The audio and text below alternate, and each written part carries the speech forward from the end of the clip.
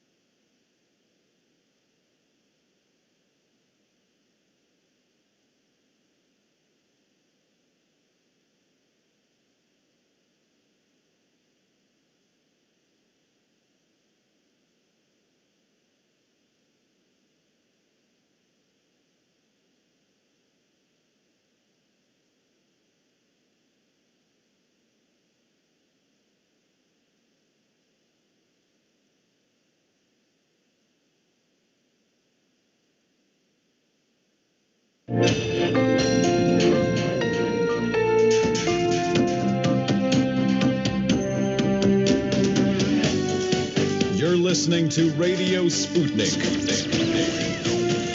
telling the untold.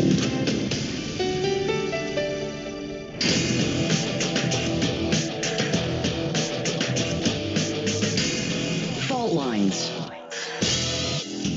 Live from across the divided states of America, it is time now for another edition of the most disruptive show covering news, events, politics, and more from across this United States of America and the surface of our increasingly divided globe. In the independent corner, I am your political analyst, Shane Stranahan. And in the left corner, I am the indefatigable, a burning ember in the darkness, your political analyst, Jamarl Thomas. And together we are Fault Lines with Thomas and Stranahan. All right, good morning, everybody. Hope you're having a wonderful morning. To give folks a quick heads up, later on in the show at 7:30 a.m. Eastern, we're planning on speaking with Maram Sousli about the situation in Palestine right now. Also continuing a conversation we started yesterday about water theft, specifically Turkey, but also I look at other, U.S.-backed forces poaching water, specifically on the Euphrates. We want to get a sort of general overview of the situation because this was not something we were familiar with when we spoke with Ari Nasrallah yesterday. So we want to get into that a bit more. From 8:15 to 8:45 a.m. Eastern this morning, we're going to be talking with Peter Coffin about the CIA as it has gone woke. With the ad, we played this yesterday, we'll be playing it again today, using intersectional politics, effectively social justice-y left-wing politics, to hire people to join the CIA.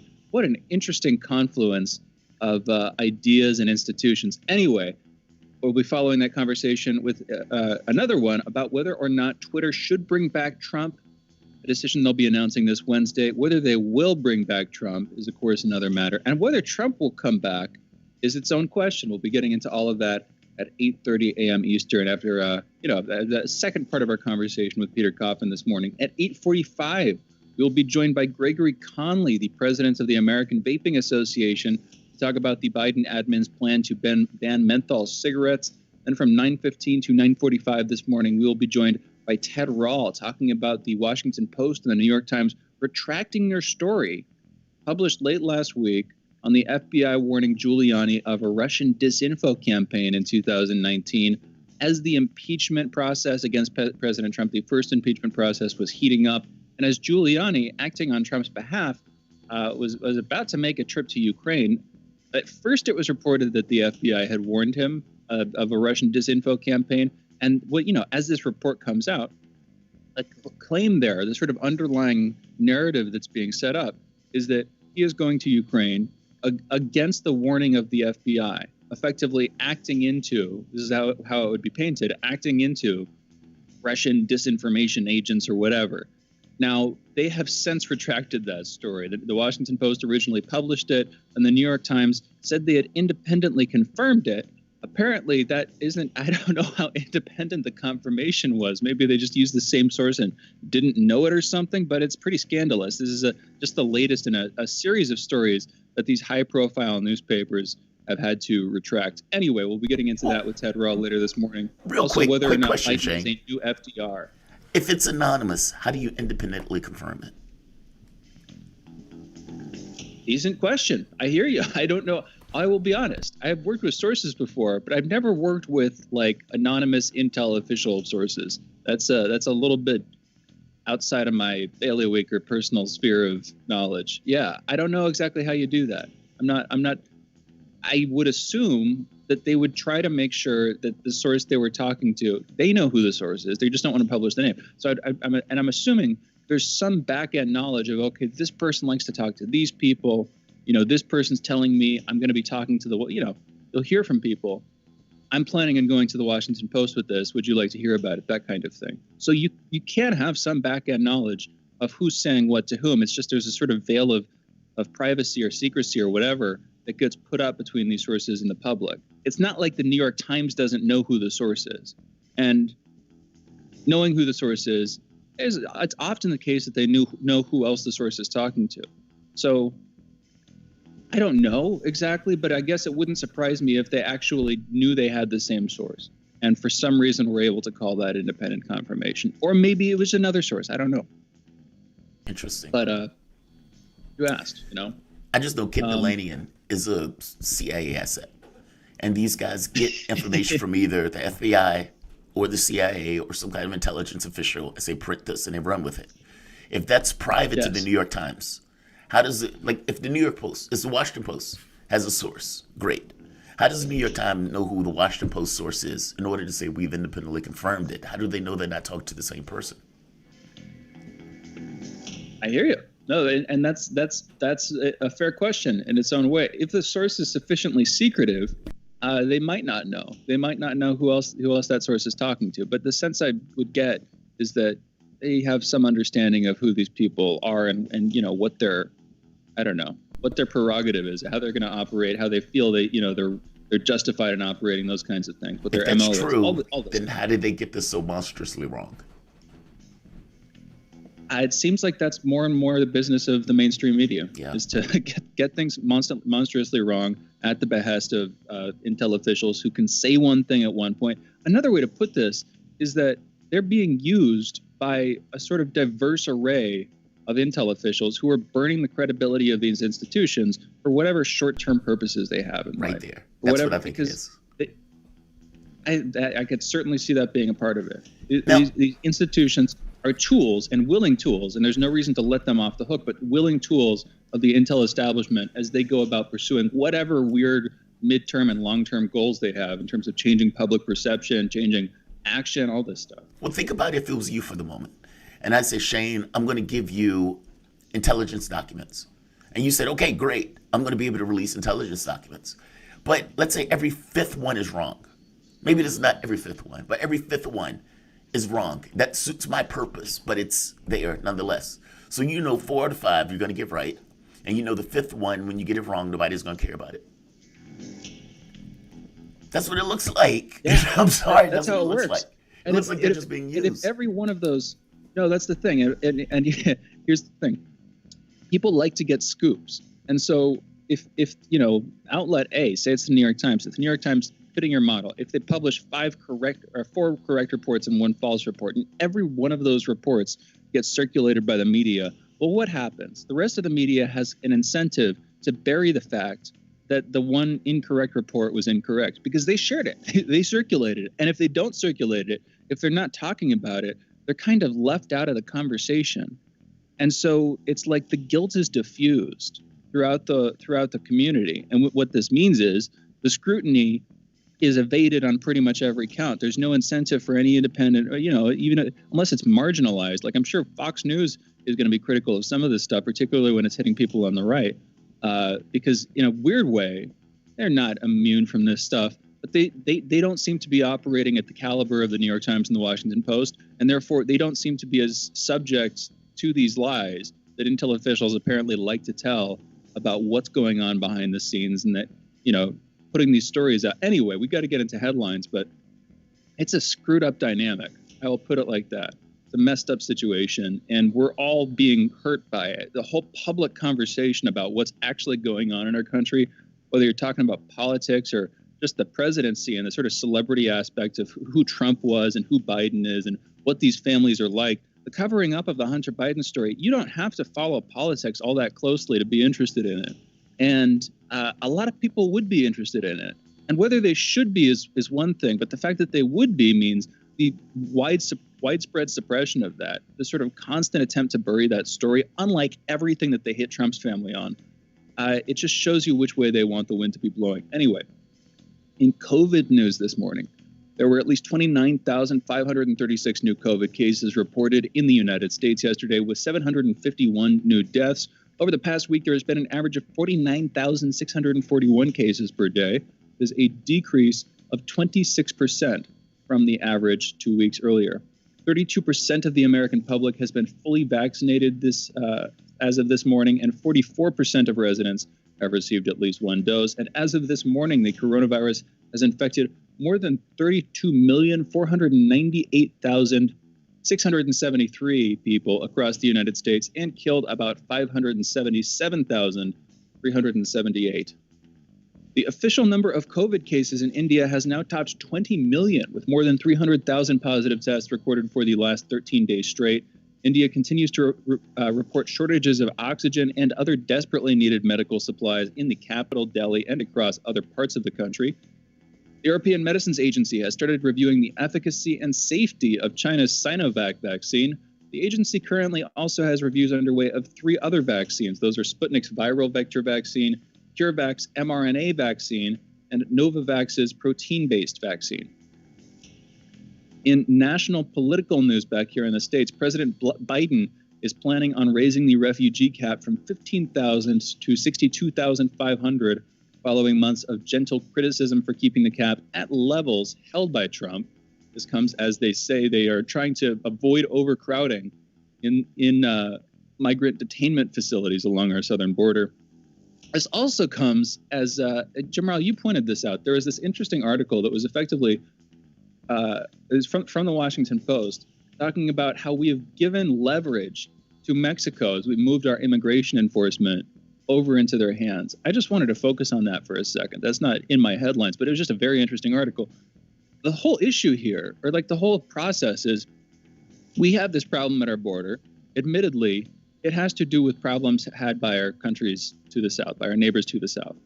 But in a lot of cases, we've caused those problems through our coups and just through our foreign policy in general. We've acted to destabilize and weaken those countries, making us a more desirable home for prospective migrants moving to leave unstable economic and political situations. So we've caused a lot of these problems for the neighbors to our south.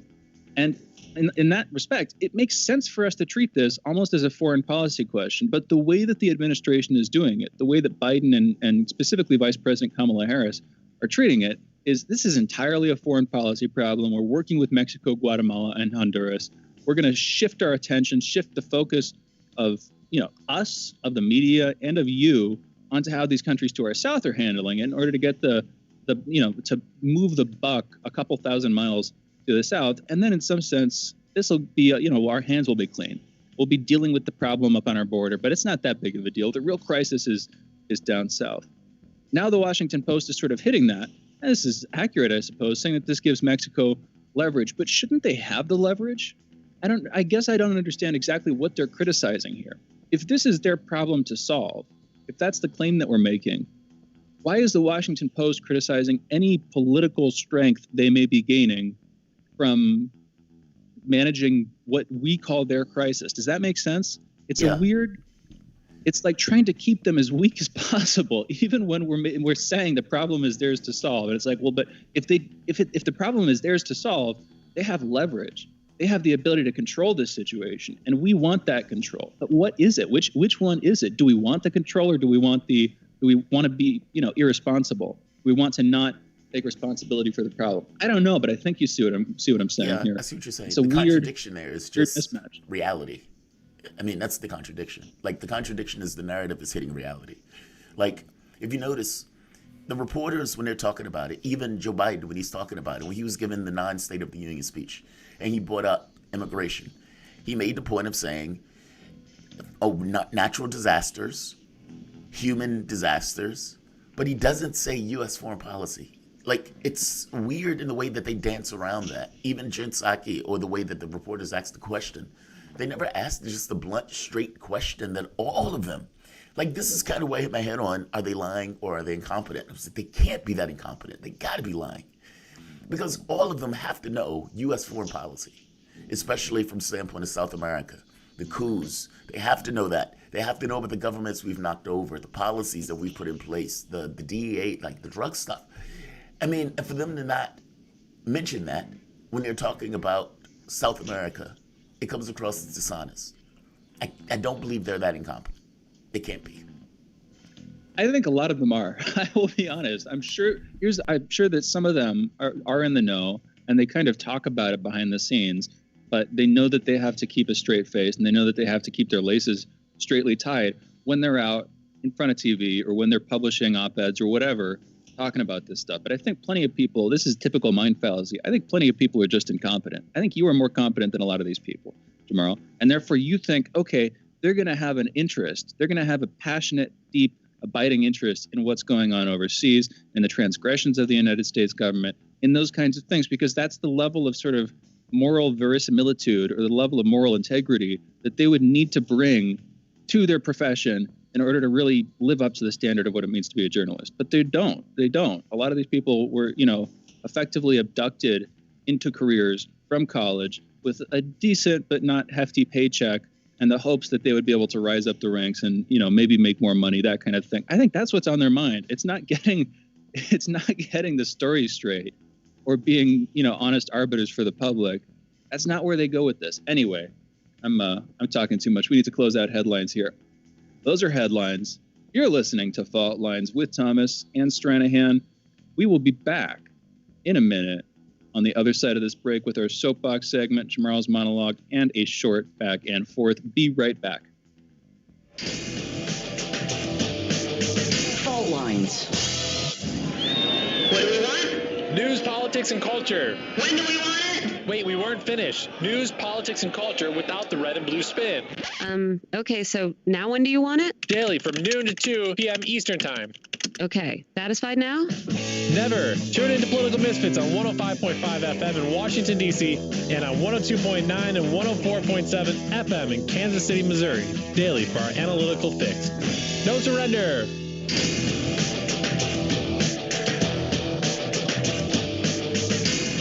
Fault Lines. Welcome back to Fault Lines on Radio Sputnik. My name is Jamarl Thomas. I'm joined by my co-host Shane Stranahan, coming to you live out of our station in Washington, D.C. If you guys live in the area, you can catch us on radio at 105.5 FM and 1390 AM. We're also in Kansas City at 102.9 FM and 104.7 FM.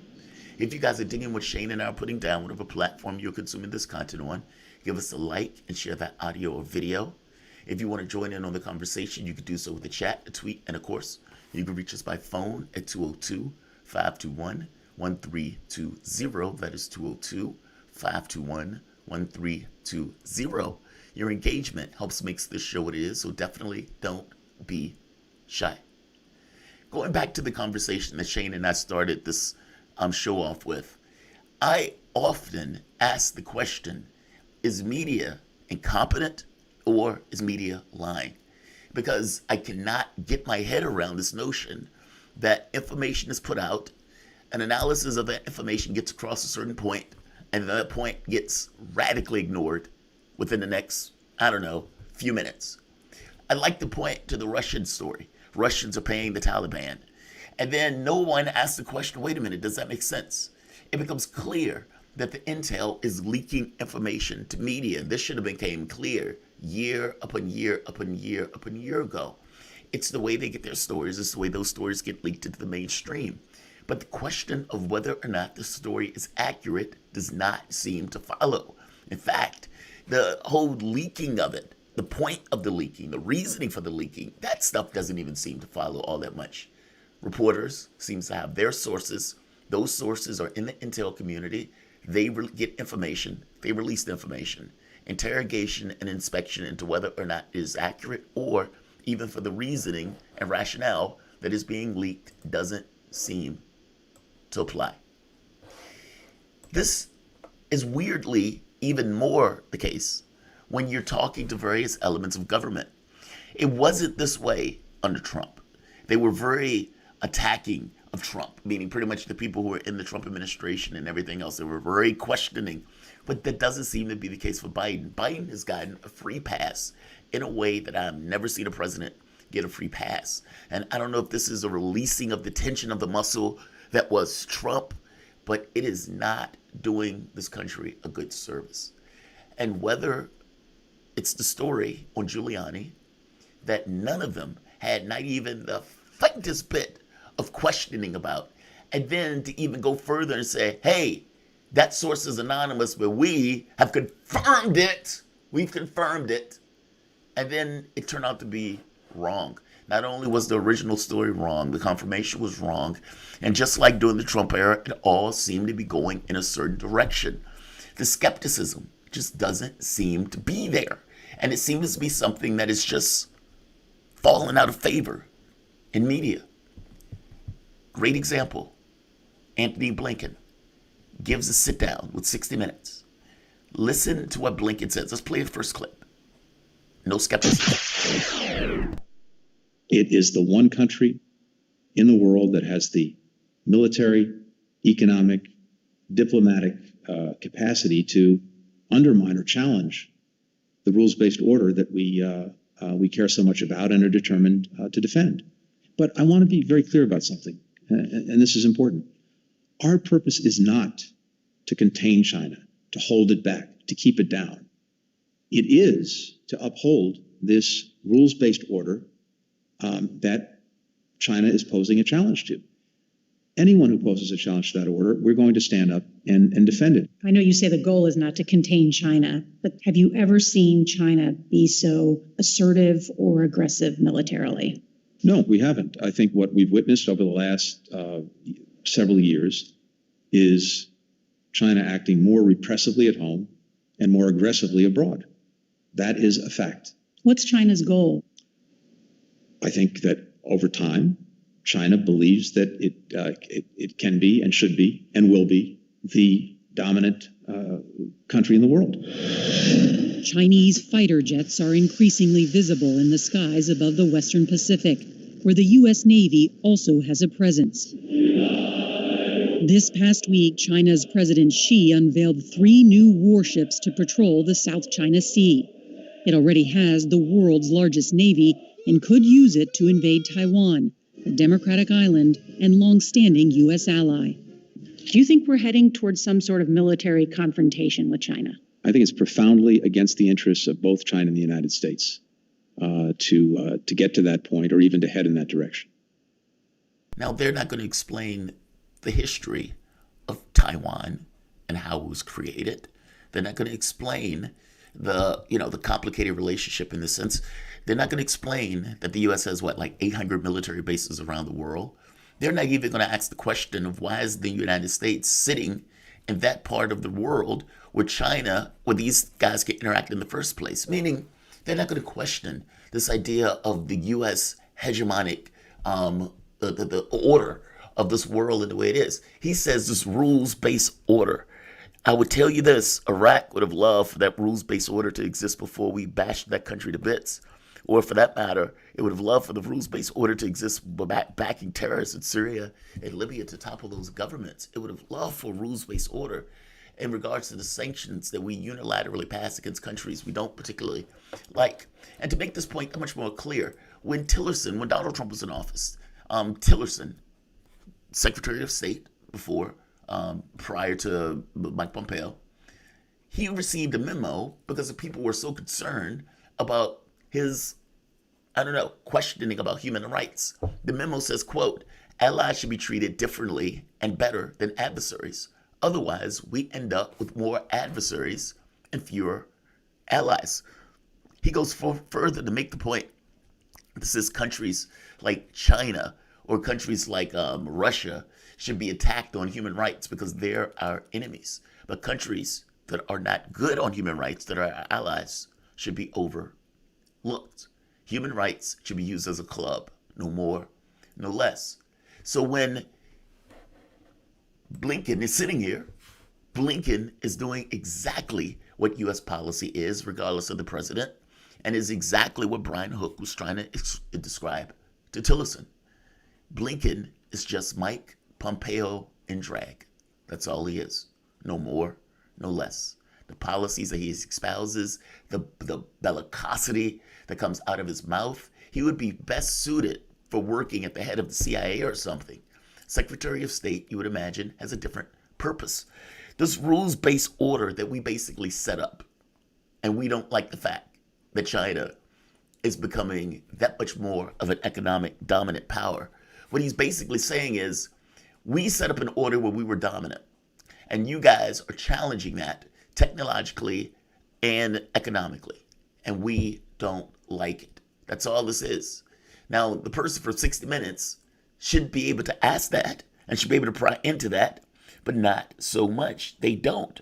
They don't hit upon that at all. They accept this idea that the United States should run the world and that anybody else is rubbing up against that is causing problems. Not to mention the military bellicosity that he's talking about.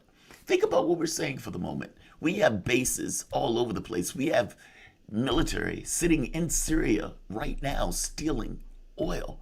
We are pulling out of Afghanistan after 20 years, after involving ourselves in a war that was started on a lie. And this doesn't even get into the coups that take place in South America or in some of the other countries around the world.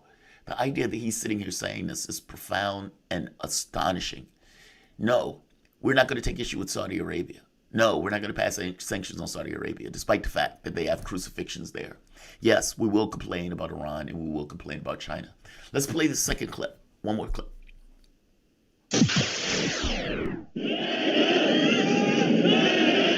In response to the pro-democracy movement in Hong Kong, the Chinese government passed a national security law that bans what it defines as acts of subversion. That law has been used to arrest pro-democracy activists. And this year, electoral changes were passed that critics say could give China even more political power in Hong Kong's government. The commitments that China made to preserving Hong Kong's democracy are enshrined in the United Nations Treaty. What China has done is effectively quash democracy in Hong Kong. And in so doing, it's violated the commitments that it made when Hong Kong was handed over by the British to China, with commitments that were supposed to endure through 2047. What is the administration going to do about Hong Kong? Taking action against those directly responsible for quashing democracy in Hong Kong, including through sanctions, including make sure they can't travel to the United States. I think one of the questions is going to be whether Hong Kong is able to sustain itself as an economic and financial center in under those conditions. And it may well be that people end up voting with their feet, even if they can't vote at the ballot box. As this continues, companies, people are necessarily going to want to be operating in that environment. That there'll be an economic blowback. I think there'll be an economic blowback, and it's going to find it more and more difficult to do that if it's facing the opprobrium of a large part of the world. I love that. The opprobrium of a large part of the world. Notice the language. I love the language. Is it the Department of Defense or the Department of War?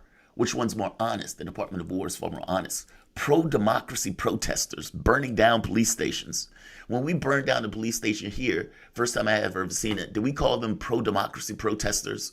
Or did we complain and flip out like, oh my God, I can't believe they're doing that, and pass laws against that?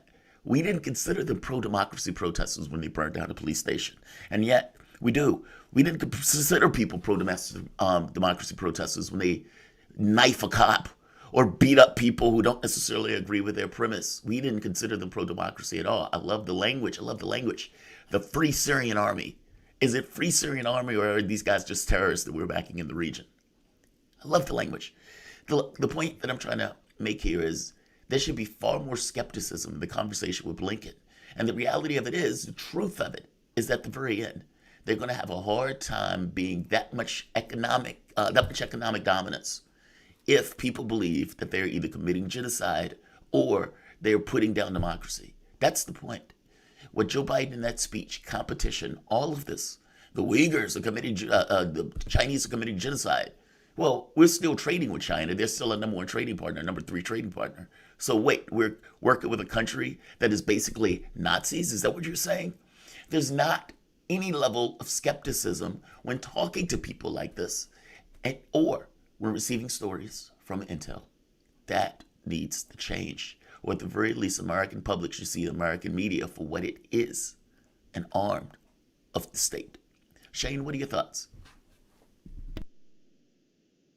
Yes, I'll start with that. The American media is effectively at this point an arm for the state. When it comes to what he's talking about there mainly is China. And when it comes to China, I have slightly more mixed feelings. But on the net, I still think we agree. But I mean, just this morning in our headlines, if we got to this part later on in the international news section, the foreign minister of the Philippines said, "Get the F out." And that is, I didn't say the actual word because I can't say it because we're on the air. He told the Chinese government to get the F out after the Chinese government was conducting effectively, it looks like naval exercises in this 200-mile exclusive economic zone off the Philippines coast in the South China Sea, which the Chinese government sees as theirs. And maybe there's a degree of reciprocation, and this is why my position's a bit mellowed. Maybe they are doing what they see the United States doing, which is operating in other countries' waters, and they feel like it's justified to sort of reciprocate that by doing their own naval drills. Having said that, I like a degree of restraint and independence that I wish the United States expressed, and I wish other countries expressed too. That comes along with this whole nation of the Westphalian sovereignty and of the idea that whatever is within your lands should be within your lands, and other countries shouldn't go messing around until you've declared war on them. Now, that's probably idealistic, but yeah, I think you get what I'm saying. And so with this specific issue, there is stuff to talk about in the South China Sea. It shouldn't be painted nearly as much bias as the United States media and specifically Blinkin likes to paint it. But there's a conversation to be had there. It's not just one side or the other. And so I want to have that conversation soon. But if I had to sort of sum it up, the United States has escalated. The United States is trying to do an economic containment policy, despite Blinkin refusing that. This isn't a direct extension of the Cold War, but it's going in the same direction. And the military industrial complex and the State Department and the intelligence agencies responsible for carrying out U.S. policy in regards to the Soviet Union, they haven't changed that much. They're going to bring the same box of tools to bear. When they used a hammer then, they're going to use a hammer now. And that's what worries me, that even if the rhetoric has changed, and even if on the surface level the ideas seem to have shifted slightly, the boat is already drifting in that direction, and it's going to keep drifting in that direction. And I'm worried about that, where that will lead us. I know we need to close here. What do you think, though? I do agree with you. I don't think it's as singularly one-sided. So that's not what I'm trying to project. I think my thing is that when we talk about this issue, the mainstream media accepts almost uncritically what Blinkin is saying here. And when it gets information, that information is accepted almost uncritically. The intelligence sources said this. Bam. Stenography, right? They've confused media with stenography. And so, like, when I see this, and there's so much deception based into what Blinkin is saying, I focus on that. Like, I get that China may be doing something in regards to its neighbors and being, big power and everything else. But on some level, I suspect that the lesson that China is learning here is from the U.S., which is what's freaking me out. That's why I keep asking, does China change in order to accommodate the way the U.S. and the provocative nation of the U.S., that type of stuff. But that's one of the more dangerous. That's one of the more dangerous trends coming from the Trump administration, in my opinion, is the wholehearted subservience, not just of the media to the intel establishment, but of so much of the American public. Yes. To the media and therefore to the intel establishment. Especially the people left. Are willing to take. Yes, especially the left, which again, I don't think this can be stated too much, was once the anti-war party. That's right. And is now more or less compliant and more or less willing to go along with whatever the CIA, the FBI, really it's the CIA. I'm just bringing in other parts. And by the way, really, not just the the anti-war party. That was the party that was attacked the most. Like if you're thinking of the disruption of groups, but like the FBI or the disruption of groups like the Black Power groups or whatever else, or the hippie groups or the anti-war groups, those groups were the ones that were attacked directly by intel. And that's where the FBI comes in. The FBI in these, in terms of the internal investigations, whether it's into Rudy Giuliani or Donald Trump or his family or whatever, whether you're talking about Mueller, whomever, the willingness to go along with what the CIA and yes, the FBI and the Director of National Intelligence with these reports as if they can be taken as the verbatim of record of the truth is ridiculous, and it's very bad for American democracy. The willing belief the sort of suspension of disbelief, which is what it frankly is, because a lot of these people know better. The suspension of disbelief and the willingness to go along with whatever they say because it's an intermediate political tool to believe them, to dislike Trump, whatever, that is a serious degradation of the skepticism that I think should characterize American democracy, the skepticism of our government, the sense of distance from it, the sense that we are in control of it.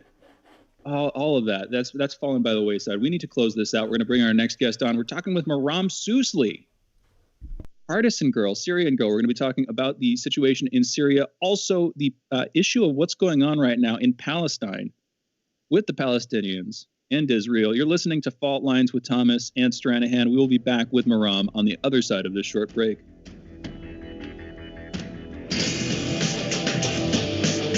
Fault Lines.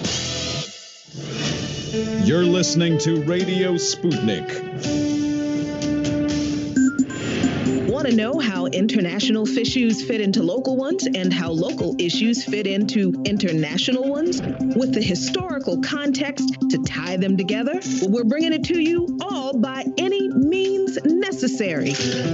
Tune in weekdays from 2 to 4 p.m. Eastern Standard Time to hear me, Jackie Lukman, alongside my co-host Sean Blackman. By any means necessary, your guide to connecting the social, political, and economic movements shaping the world around us.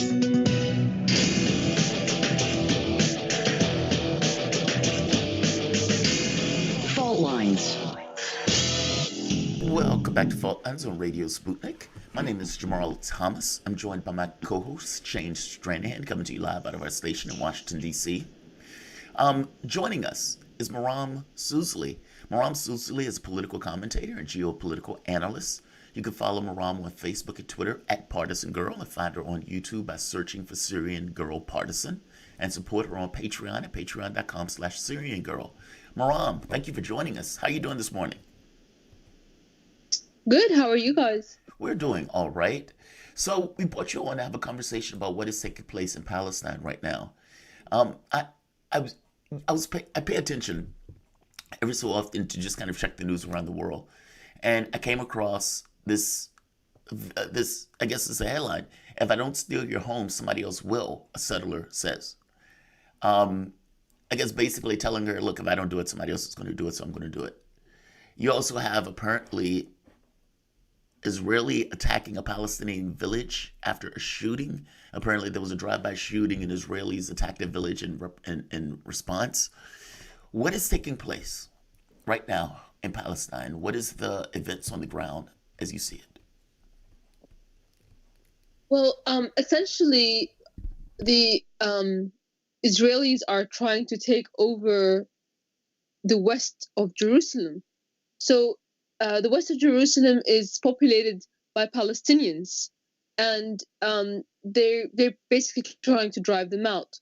There's a particular suburb or neighborhood called Sheikh Jarrah, and that suburb was formed by refugees, Palestinians from from West Jerusalem, who were kicked out of their homes when the Israeli military came in, and they fled to East Jerusalem. And what's happening is like these 28 families in this neighborhood, they're being kicked out of their homes, and their homes are being given to Jewish settlers as part of an ethnic cleansing campaign. And what that video that's gone viral of the settlers saying, "If I don't take your house, someone else will," it's essentially true, because technically it shouldn't be, and that's not a way to moralize theft. But what it means is that another Jewish family will be brought in, and they will be kicked out by the Zionist government, the Israelis, and that right now they are trying to, this protest movement. They're trying to stop this from happening. In reality, this kind of thing has been happening for decades, and of course, it's also how Israel was created in the first place. So there is no consequence for this, basically, like zero. I mean, there's no law that protects Palestinians in this situation. As a matter of fact, the law is the law that the Zionist government created is on the side of the land theft. Yeah. They create laws to justify the, kicking the Palestinian families out and putting Jewish families in. And, the basis of it is, well, those houses were not supposed to be Palestinian because they moved in as refugees from West Jerusalem. There's always some crazy excuse. But at the end of the day, like when you just get down to the brutal reality of it, they want a Jewish-only state, just like ISIS wants a Muslim-only state. And all eyes are on them. So they're not shooting. Well, they are shooting some people, but they try to, make up some law to excuse what is essentially genocide. Where do they expect the Palestinians to go? That's the part I don't get. Like the overwhelming majority of the water is not potable. You have a large, like these small enclaves where it seems that they've pushed Palestinians into disconnected from one another. It's basically an open air ghetto. And they continuously push them further and further out. What's the expectation here? What is the end game for this? I mean, it's the same thing that ISIS expected of the Yazidis. They want to drive them out or kill them. That's it. And what do they expect? They expect them to become refugees in either neighboring countries or in Europe or the United States. And there are millions of Palestinian refugees around the world right now that are unable to return to their homes because Israel won't let them return. And that's when the right of return comes in. The right of return for refugees is, something that's protected by international law. But the Israelis refuse to let them return because they want a Jewish-owned state. What about this argument? And I don't necessarily buy this argument, but when I was abroad and I was in Israel, I had the opportunity to talk to a Belgian Palestinian woman. And we hung out for hours. She took me to Bethlehem, etc., because she wanted me to get this feel and this for the area that the women and the people in that area live in. And she wanted me to get this, I suppose, just as an American, because of the tint that America typically takes on this stuff. And there was this notion that Israel was doing things, but Israel's excuse was always, we need to defend ourselves. They're trying to kill us. They're trying to kill us. We need to defend ourselves. But the reality of it is, you're creating your monsters. And you're creating your monsters in someone this false way of talking about it when really you want the land. That's what it boils down to. And you're going to take the land and there's no pushback for you doing so. What has been the response to this? To this basically taking of the village? I know you said there's no legal repercussions for it, but what has been the pushback for it? Protests, I'd imagine. What else? Is there anything else beyond that? Well, there's been a bunch of protests in Jerusalem, but of course there's nothing. The Palestinians have no army. They have militias, but those militias are extremely weak. There's very little that they can do. The only form of resistance against Israel that exists in the world comes from Syria, Lebanon, and Iran. And of course, that forms the resistance axis, and the United States is heavily against that. So it's like a David and Goliath thing here. There's very little that they can do. I guess the only thing that can stop this is they might slow down the takeover because it's causing some international attention and it's making people realize what Israel really is at the end of the day, which is the Jewish ISIS. Because they've never declared their borders. If a normal country would declare its borders, and that's the basis of what a country is. But they are always expanding, and they have their eyes set on annexing the entire West Bank. So there'll be no land left for Palestinians. So yeah, they might slow down this activity, but at the end of the day, there's only really two solutions from this. Either there's an external war between Syria, Lebanon, Iran, and Israel, or within Israel itself, people begin to realize that the best way forward is a secular state where everybody is an equal citizen in the eyes of the law, and abandon the idea of a Jewish-only state. That's not where they are. That would be the solution. That's not where they are. Yeah, but Jamarl's saying, that's not where they are. That's not where Netanyahu would go. And even though he's talking about temporarily giving up power, he still seems like a pretty popular figure domestically. Again, even though Israel's political system is split, and by the way, Maram, thank you for joining us. Even though Israel's political system is kind of split, and there's recently any one party hasn't had enough power to take a real handle of the Israeli government. Netanyahu is a charismatic political figure, so he's been able to sort of put coalitions together to keep his grip on power. He's still popular at home, is really where I'm going with this. So I don't see that happening anytime soon, at least not under Netanyahu or the sort of right-wing politics that he represents. I don't see that changing. And it seems like that has some longevity, among the Israeli population. Like, even though there are some protests, and even though among members of the international people living internationally who are sort of scrutinizing what Israel does, even though there's criticism of it, I don't see that changing domestically. But what if, this seems like a part of the sort of longer arc of geopolitical history here, where China is clearly on the ascendancy. Russia is sort of maintaining its position, and by working with China, posing a serious economic threat in the long run to the United States. And I say threat, it doesn't even need to be that way, but of course we're taking it as a threat. And so that's effectively what we're making it. My point is, the United States' position internationally is weakening. China and Russia, their position is effectively strengthening. If you can see them as a bloc, how would they react to Israel? Clearly, Iran, Syria, and I'll keep with them for a minute, because I actually don't know where Lebanon stands on this. But Iran and Syria are much more closely wed to Russia than they are to the United States. And Iran and China are in big, long, ongoing talks about infrastructure investments and billions of dollars flowing into Iran from China's end. What stance would Russia and particularly China take as they rise on this question when we're talking about the Palestinians and Israel? We're going to keep you on to the other side of the segment, so I'll push this one a couple extra minutes, especially because we got to you late. Maram, what's your take? Well, the Russians' position has been to support a two-state solution and, a return to like 1967 or even, prior to that borders. But I don't think a two-state solution is possible, especially with all of the settlements in the West Bank and the fact that 15% of the population inside Israel is Palestinian.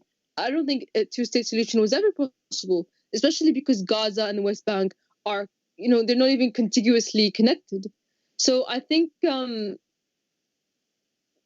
they might take that stand. But also Israel sees that China is rising, and they've taken steps. And even though Iran and China are strengthening relations, Israel is thinking that once it's hedging its bets, and it's thinking if the United States falters and is no longer the superpower or the number one power in the world, they're putting some eggs in the Chinese basket. So they've got this deal with Israel for a 30-year Haifa port. The Chinese can use their Haifa port for the next 30 years, and they're selling them U.S. military technology, tank technology, communications, airplanes. So they've thought of it too. That's the problem. I hear you. You know what? We need to close this up. Maram, thank you for joining us. We'll be back with you talking about the water situation in Syria, water deprivation. Now, this is something that Jamarl and I got into in a conversation yesterday, and we didn't know that much about. And so we wanted to talk with you. Clearly, you're going to know more than us. This is Turkey specifically, but we want to look at U.S.-backed forces also. Turkey taking water from the Euphrates and effectively diminishing the access to it in Syria. But I imagine this would affect Iraq, too. We want to hear from you about this. You're listening to Fault Lines. We are joined by Maram Sousley. Maram, for those listening, is a political commentator and geopolitical analyst who you can follow on Facebook and Twitter at Partisan Girl. You can also find her on YouTube by searching for Syrian Girl Partisan and support her on Patreon at patreon.com/Syrian Girl. You're listening to Fault Lines with Thomas and Stranahan. We will be back with Maram on the other side of this short break. Be right back. Fault Lines. Epidemics and pandemics could kill millions of people, and they actually did. Centuries ago, deadly outbreaks called the Black Death, the plague of Justinian, and the Spanish flu ravaged countries, empires, and whole continents. Some of these diseases are still present around the globe. Others have become a thing of the past. Discover how these ancient and not-so-distant outbreaks from previous centuries differ from modern-day SARS, MERS, and coronavirus pandemics. Listen to our new series, Outbreak, the deadliest epidemics in human history, this week on Radio Sputnik.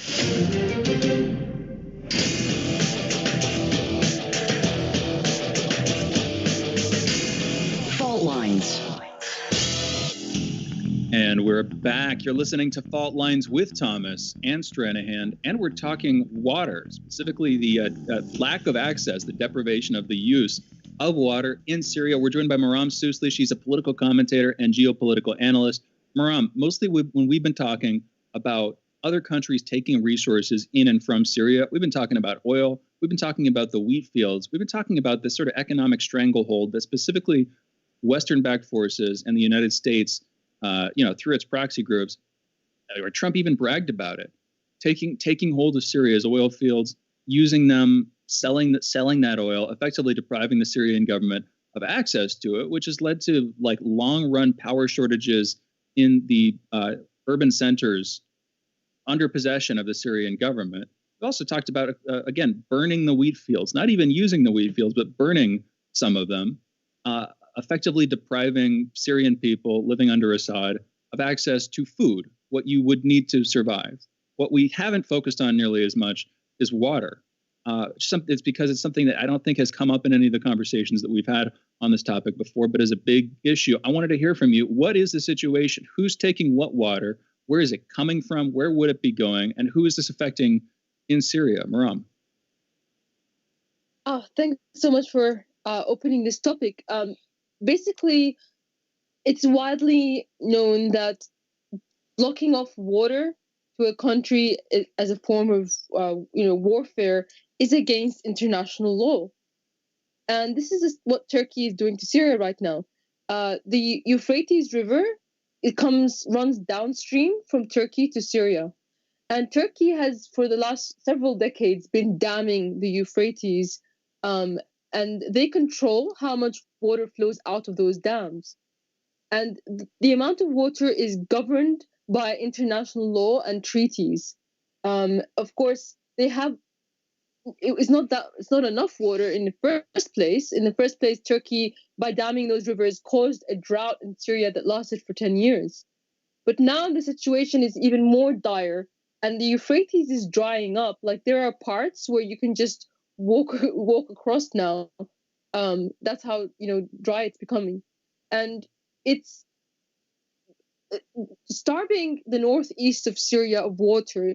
The villages there are they're basically having to walk hours and hours just to be able to survive. But it's also stopping water from reaching Aleppo, which is Syria's second largest city. And the water is used in that location to create electricity.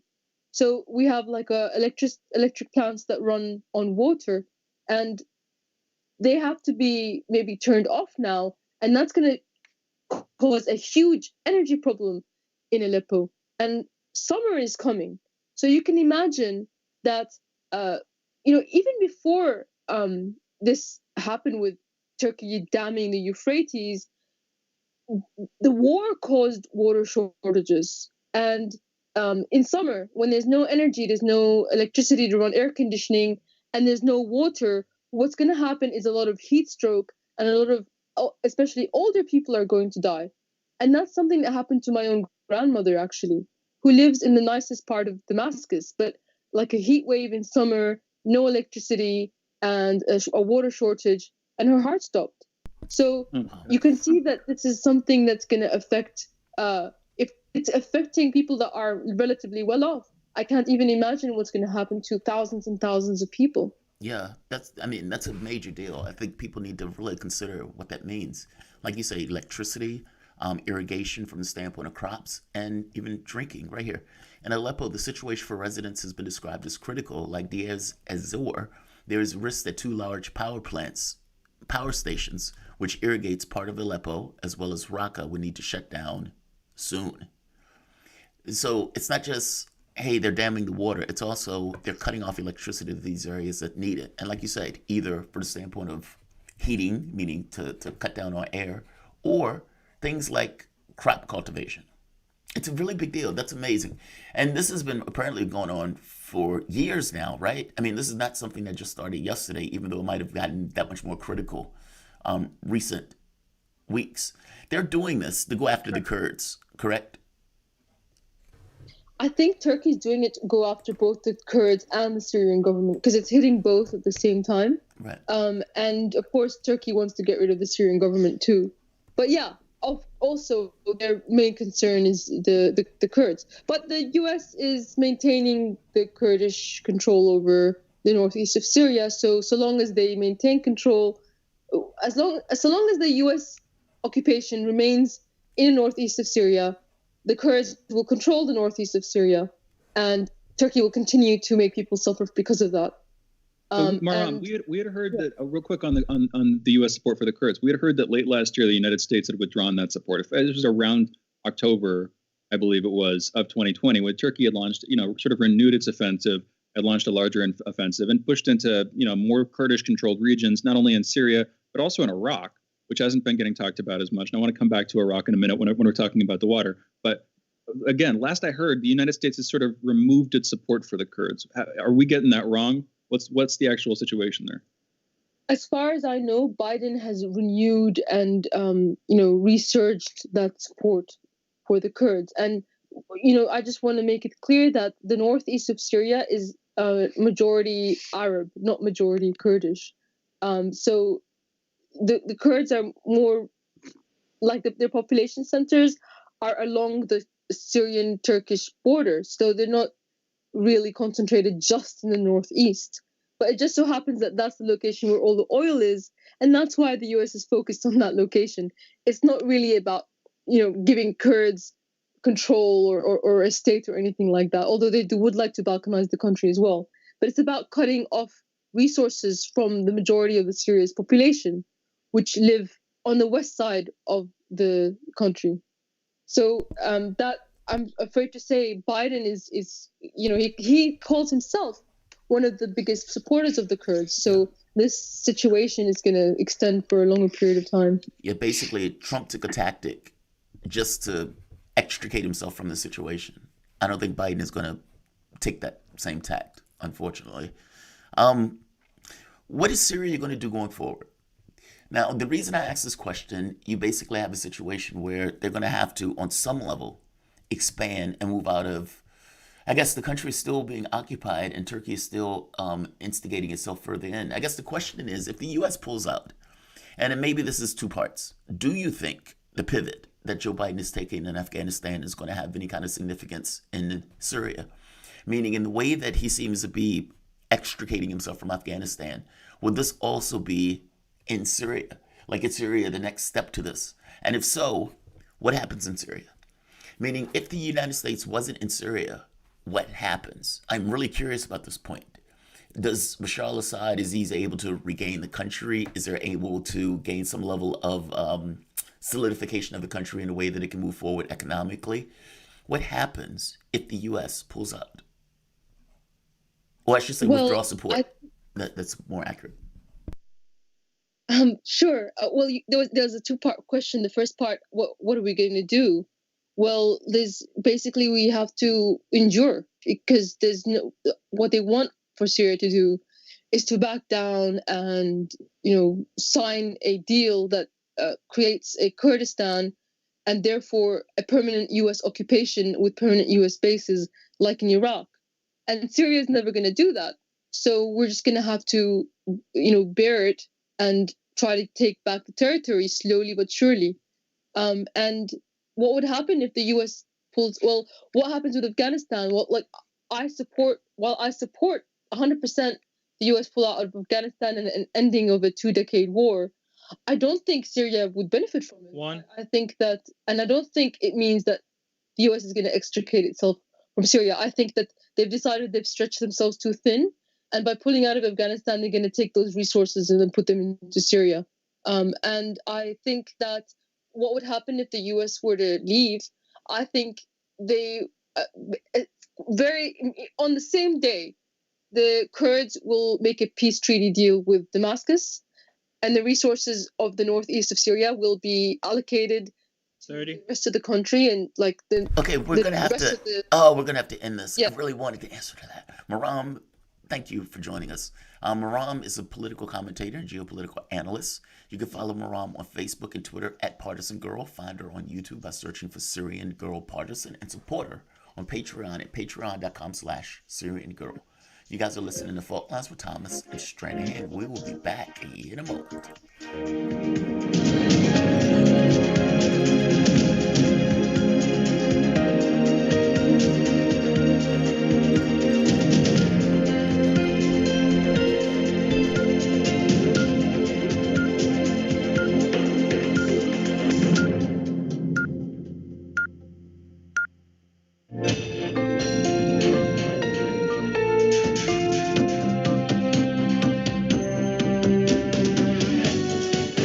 Listening to Radio Sputnik.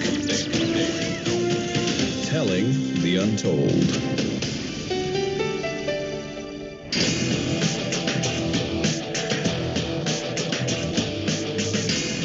Fault lines. Live from the divided states of America, precipitously perched at the edge of this resilient and exploited globe. Welcome to your context lens for the American perspective. In the left corner, I am your ever-vigilant, your indefatigable political analyst, Jamarl Thomas. And in the independent corner, I am your political analyst, Shane Stranahan. That would strongly imply you are listening to Fault Lines with Thomas and Stranahan. All right, let's get to the headlines. In the news, at least 29,536 new COVID cases were reported in the United States yesterday, with 751 new deaths. Over the past week, there's been an average of 49,641 cases per day, a decrease of 26% from the average 2 weeks earlier. 32% of the American public has been fully vaccinated, right here, and 44% have received at least one dose. As of this morning, the coronavirus has infected more than 32,498,673 people across the United States, and has killed 577,378 people. Man, that is so unfortunate. I'm not gonna complain. I just get so angry at that number. My grandmother passed last year, and it wasn't from COVID. It wasn't from anything like that. But at the point where somebody passes, and you think to yourself, that's like 80 years of information packed into that individual, into that person's skull, into the way that person's interacted.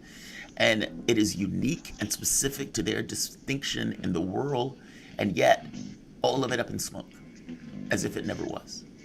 And of course it was at some point, but you think all of the knowledge and everything that's accumulated in that one particular individual just gone. And then you ask this question of, did it matter at all if all of it can go up in smoke that way?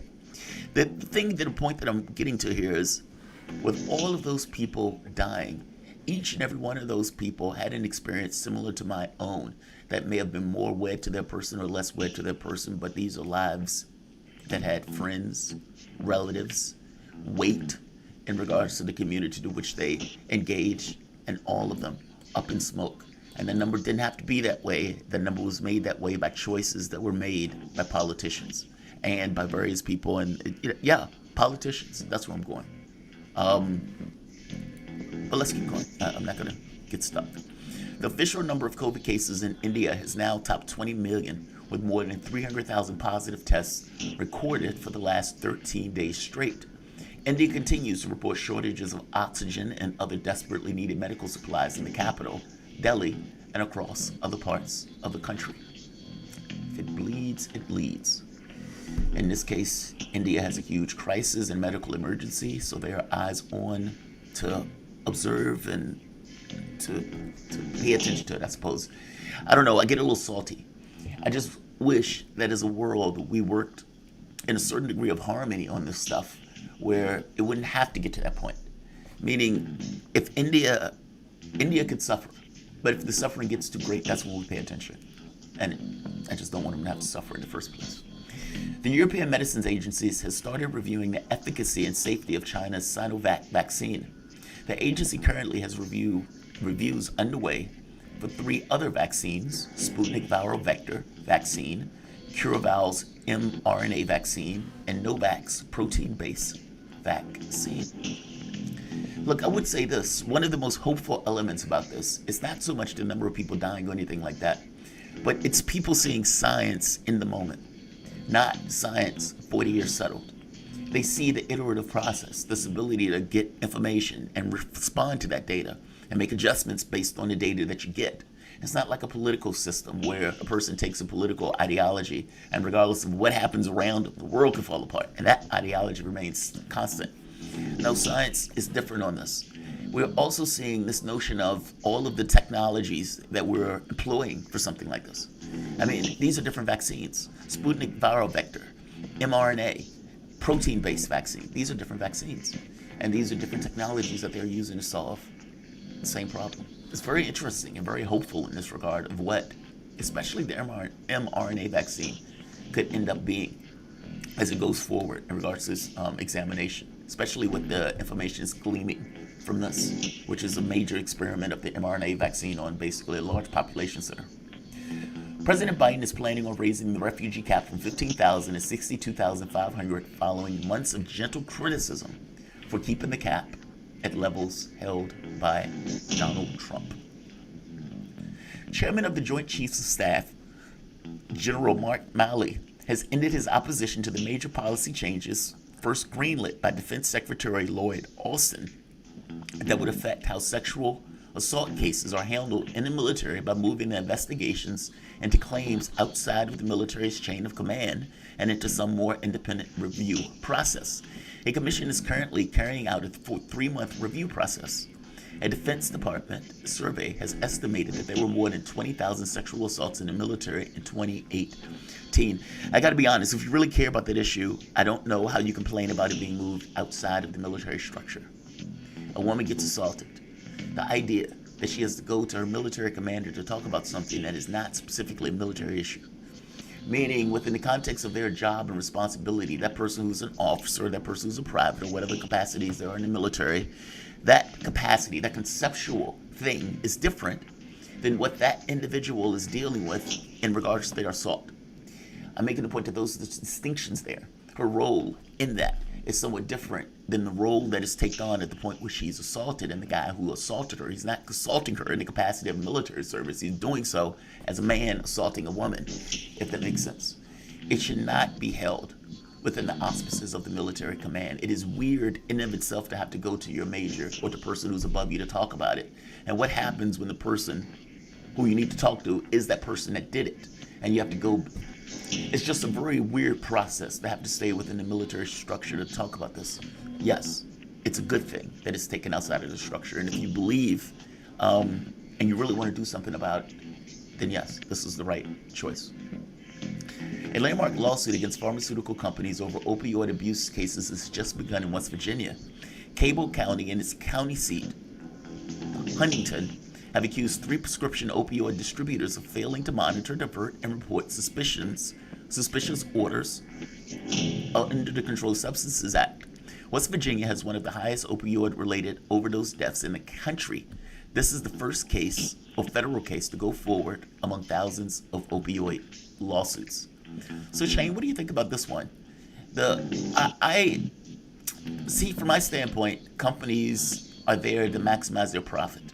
And a company that has the ability to sell their products, they're going to take the opportunity to sell their products.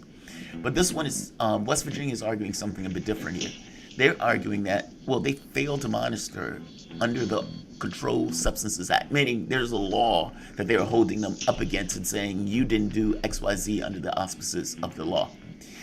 What do you think about this? I'll take your opinion on this first. What are your thoughts? Hang on, say that again. I was just texting with my dad, who's telling me that he's going in for a minor heart surgery later on. So Oh, I was slightly jeez. distracted. No, Literally when you're you said fine. that, You're I'm sorry. fine. This Can you please- has can you to please do with the say West it Virginia again? case. It's basically Campbell County and its county seat, Huntington, Yeah. are accusing 3 opioid distributors failing to monitor, divert, report suspicious orders under the Controlled Substances Act. Yes. My general take on, once you got into it, I 100% knew where you were going. My general take is sue them to hell. I don't like pharmaceutical companies, and I'm pretty sure very few people in this country do. And so the public sentiment is going to be on the side of the county in this case and its county seat. They're not going to be on the side of the pharmaceutical companies. I don't know if that matters. Where that might matter is how this case goes. Again, this is the first of many federal lawsuits against companies selling or regulating the sale of opiates and opioids in the United States, which is one of our biggest epidemics. If you look at, I'll take it from this angle. In terms of the studies of the decline of the Soviet Union, which admittedly it sounds like I'm going really far off topic. In terms of the studies of the decline of the Soviet Union, one of the big things that people look at are these deaths of despair, where there were rising rates of death for instance, alcoholism, drug abuse, suicide, those kinds of things. Now you see where I'm going with this. The opiate problem in the United States is the tip of the iceberg of a long-term cultural problem that we have. And any company that is abetting that process is, in my eyes, morally culpable to the highest degree. It would be like if you had a company that were overprescribing knives that were widely known to kill people, and not just kill people, that were widely known to be used by people to kill themselves. I'm trying to come up with a quick punny name on what the name of that company would be, and I'm absolutely failing. But if that company existed, if it were a well-known brand and it were well-known that like it advertised to people in a way that might get them to want to kill themselves, of course, there's not a direct parallel here, but that company would be shunned. There would be widespread talks, I'm sure, about how to shut it down, how to regulate its use, that kind of thing. And yet pharmaceutical companies, when they overprescribe opiates, put people in a situation where they're far more likely not only to become addicted, but to become really addicted in the long term. Usually people will go in for something like a surgery, for instance. We've had conversations about this, surgery or other treatment at a hospital. They'll get prescribed some painkillers. Usually they tend to be pretty heavy painkillers, especially if you're going in for, a bigger surgery or even just another serious medical condition. Then you come off of those opiates at some point. But if you've been taking them for a long time, you're now addicted to them because opiates are a very addictive substance, broadly speaking. And therefore, these people will often either turn to finding illicit prescriptions or buying these drugs off the street. This turns into a sort of runaway spiral situation. I have lost close friends of mine, not to death, but to like heroin addiction and serious problems. This is a big epidemic where I grew up in Burbank, California. You and I had a private conversation about this. A lot of my friends I had to like push away from formally after they got into heavy drug use. And they got addicted to the stuff and they basically never recovered. Now, how did it get started? It was literally because there was one person in the community, at least in this circle of friends, whose mother had long-term medical problems. She was prescribed opiates. And then she made a really screwed up move when I think she started to like share them with her son or something like this. Is a horrible situation. So that he got into them and then he got into the heavier stuff and then he brought friends in. And it just became this runaway spiral. And now that is a small little image of a much larger social problem that I don't see going anywhere anytime soon unless we do what we can to root it out at the deepest levels. And in my opinion, that starts. It doesn't end with, but it starts with the prosecution of companies responsible for overprescribing this stuff and, misregulating it. That's my take. So I would argue that, I disagree with this one. So pharmaceutical companies don't prescribe drugs. That's the first point. Doctors do. And I get that pharmaceutical companies can push doctors to prescribe more of their medication and everything else. But It's a for-profit company that's job is to maximize their profit. They're going to do everything that they can to get their product into the hands of people in general. So it's like that's their bearing. That's the first point. But it's the doctor's responsibility to kind of be the hedge and the blocking for that. On the other point, I accept the case that you're mentioning. That's a bad mom. But that's a little different than people who actually need that medication. And from my experience, I've told you before, I've had I went for like a decade having 2 major surgeries a year and being on heavy painkillers in the process. And when people need those painkillers, I think the addiction thing is less. I accept that there is a leaky bucket on this stuff, that there are going to be some people who abuse. I accept that drug companies are going to push doctors into using their products that much more so. I accept all of that. I also accept, however, that there are, I would argue, more people who are in need of that meds, who require the pain meds, and who are not necessarily trending into abuse or giving their kids drugs in order to get worse. I accept that it's an issue. I do. But even in the way that you talked about it, diseases of despair, the first part of that is the despair. And if the despair wasn't there, would you get the level of abuse that's there? And I think the answer is no. I think the despair is the primary. If we're talking about like guns and suicides and those type of things, I think that despair is the primary component into making all of that stuff it radically worse. And so, meaning you get the people who are saying, yes, I want to off myself. Yes, I want to take this particular drug or this pill to make my life worse. Yes, I want to go out and kill this person or that person. But what are the numbers of those if that despair wasn't present?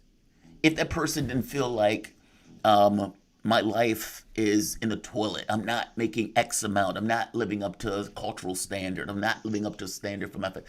If that wasn't there, would the other issues be present? Maybe, but certainly I think they would be significantly less. And I think you might even agree with me they'd be significantly less. And so I don't think anybody is going to complain about going after a drug company if they're breaking the law. Nobody. Yeah. So I'm not even going to be one of those people that complain about that. But I do get very edgy. Or if they've set up the laws in a way that is fundamentally unjust, or that would lead to or that would lead to abuse, which I think is the case here. I think that, like you said, it's not like the pharmaceutical companies are selling to the patients. The pharmaceutical companies are selling to the doctors, and then the doctors sell to the patients. But that 1 degree of removal, in my opinion, doesn't actually change a lot of the fundamental responsibility here. And the doctor's hands in some cases are tied. If you like you said, you were in treatment in some of these cases for years, and you were taking, you've been for decades in terms of dialysis, but different types of treatments, different medical problems that you've had. You have had to take these drugs, and you've navigated that smooth. You haven't had problems with that, and that is good for you, and that is a testament to your personal strength. Now, not everybody is going to be that strong. Personal strength. Okay, but I think you hear what I'm saying, or the support system that you had, or the idea that you had people that were telling you that it would be a good idea for you to stop taking those things. But a lot of these people, if you're in a bad situation and the opioids make you feel better, and it's not just in terms of the physical pain, but the psychic pain of whatever situation that you're undergoing. I agree. The economic stuff, all the broad-based stuff that you're talking about, I 100% agree. You can walk and chew gum at the same time. I didn't want to leave that out. Another big part of this, of course, I would argue, specifically when it comes to like heroin, are our drug wars and our involvement in Afghanistan, and it does us ill to leave that out. We should include that part in the conversation too. No, I feel you. I disagree. I greatly dislike when people overly emphasize drug companies, because even though I take clear qualms, I tend to trend more on the left on stuff, so I take clear qualms with the way they function and everything else. I also accept that it's not. There's been so much emphasis on it that people have a hard time getting access to medication that they actually need. And so it's like it trends so far into the direction of going after the drug companies that people miss that the point of the disease of despair. If I get rid of all guns today, then people go out and start stabbing people with knives. It's like, so yes, you got rid of the gun, but the primary reason for the individual doing it is still there. You've only been able to depreciate the capability of that person to cause harm. Well, same thing with diseases of despair. You've been able to depreciate on some level, but the individual is still going to harm themselves if they're there. That's the drug is secondary. That's the point that I'm getting at. The disease in and of itself for the individual is primary in regards to why they're doing this stuff. But we can talk about it later. Those are headlines. You guys are listening to Fault Lines with Thomas and Stranahan. We will be back in a moment. Fault Lines. Want to talk? Get in touch with us at radio@sputniknews.com.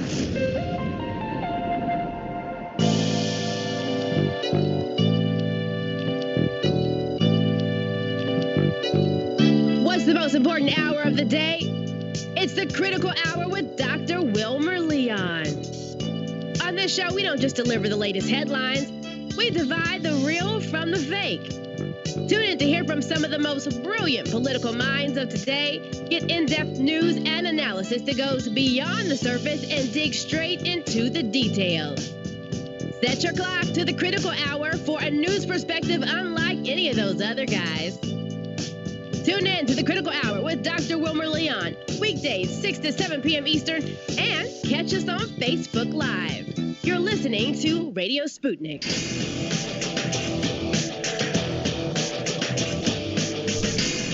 Fault lines. Welcome back to Fault Lines on Radio Sputnik. My name is Jamarl Thomas. I'm joined by my co-host Shane Stranahan, coming to you live out of our station in Washington, D.C. If you guys live in the area, you can catch us on radio at 105.5 FM and 1390 AM. We're also in Kansas City at 102.9 FM and 104.7 FM. If you guys are digging what Shane and I are putting down, whatever platform you're consuming this content on, give us a like and share that audio or video. If you want to join in on the conversation, you can do so with a chat, a tweet, and of course, you can reach us by phone at 202-521-1320. That is 202-521-1320. Your engagement helps make this show what it is, so definitely don't be shy. So one of the interesting things that we were discussing earlier has to do with the left, or let's call it the woke left, and their association with intelligence services. Now, you see this in the way that media leaks are accepted entirely without any level of skepticism or very little skepticism. And it seems to hark back to the Trump administration, where they use basically intel in a way of attacking Trump continuously, especially with the notion of Trump and Russia. Well, that hasn't stopped going forward. And you have this weird appropriation of the woke identity stuff that Democrats have used in lieu of actual real policy that has been now appropriated by the CIA in their recruitment ad. Let's play this clip if we have access to the clip.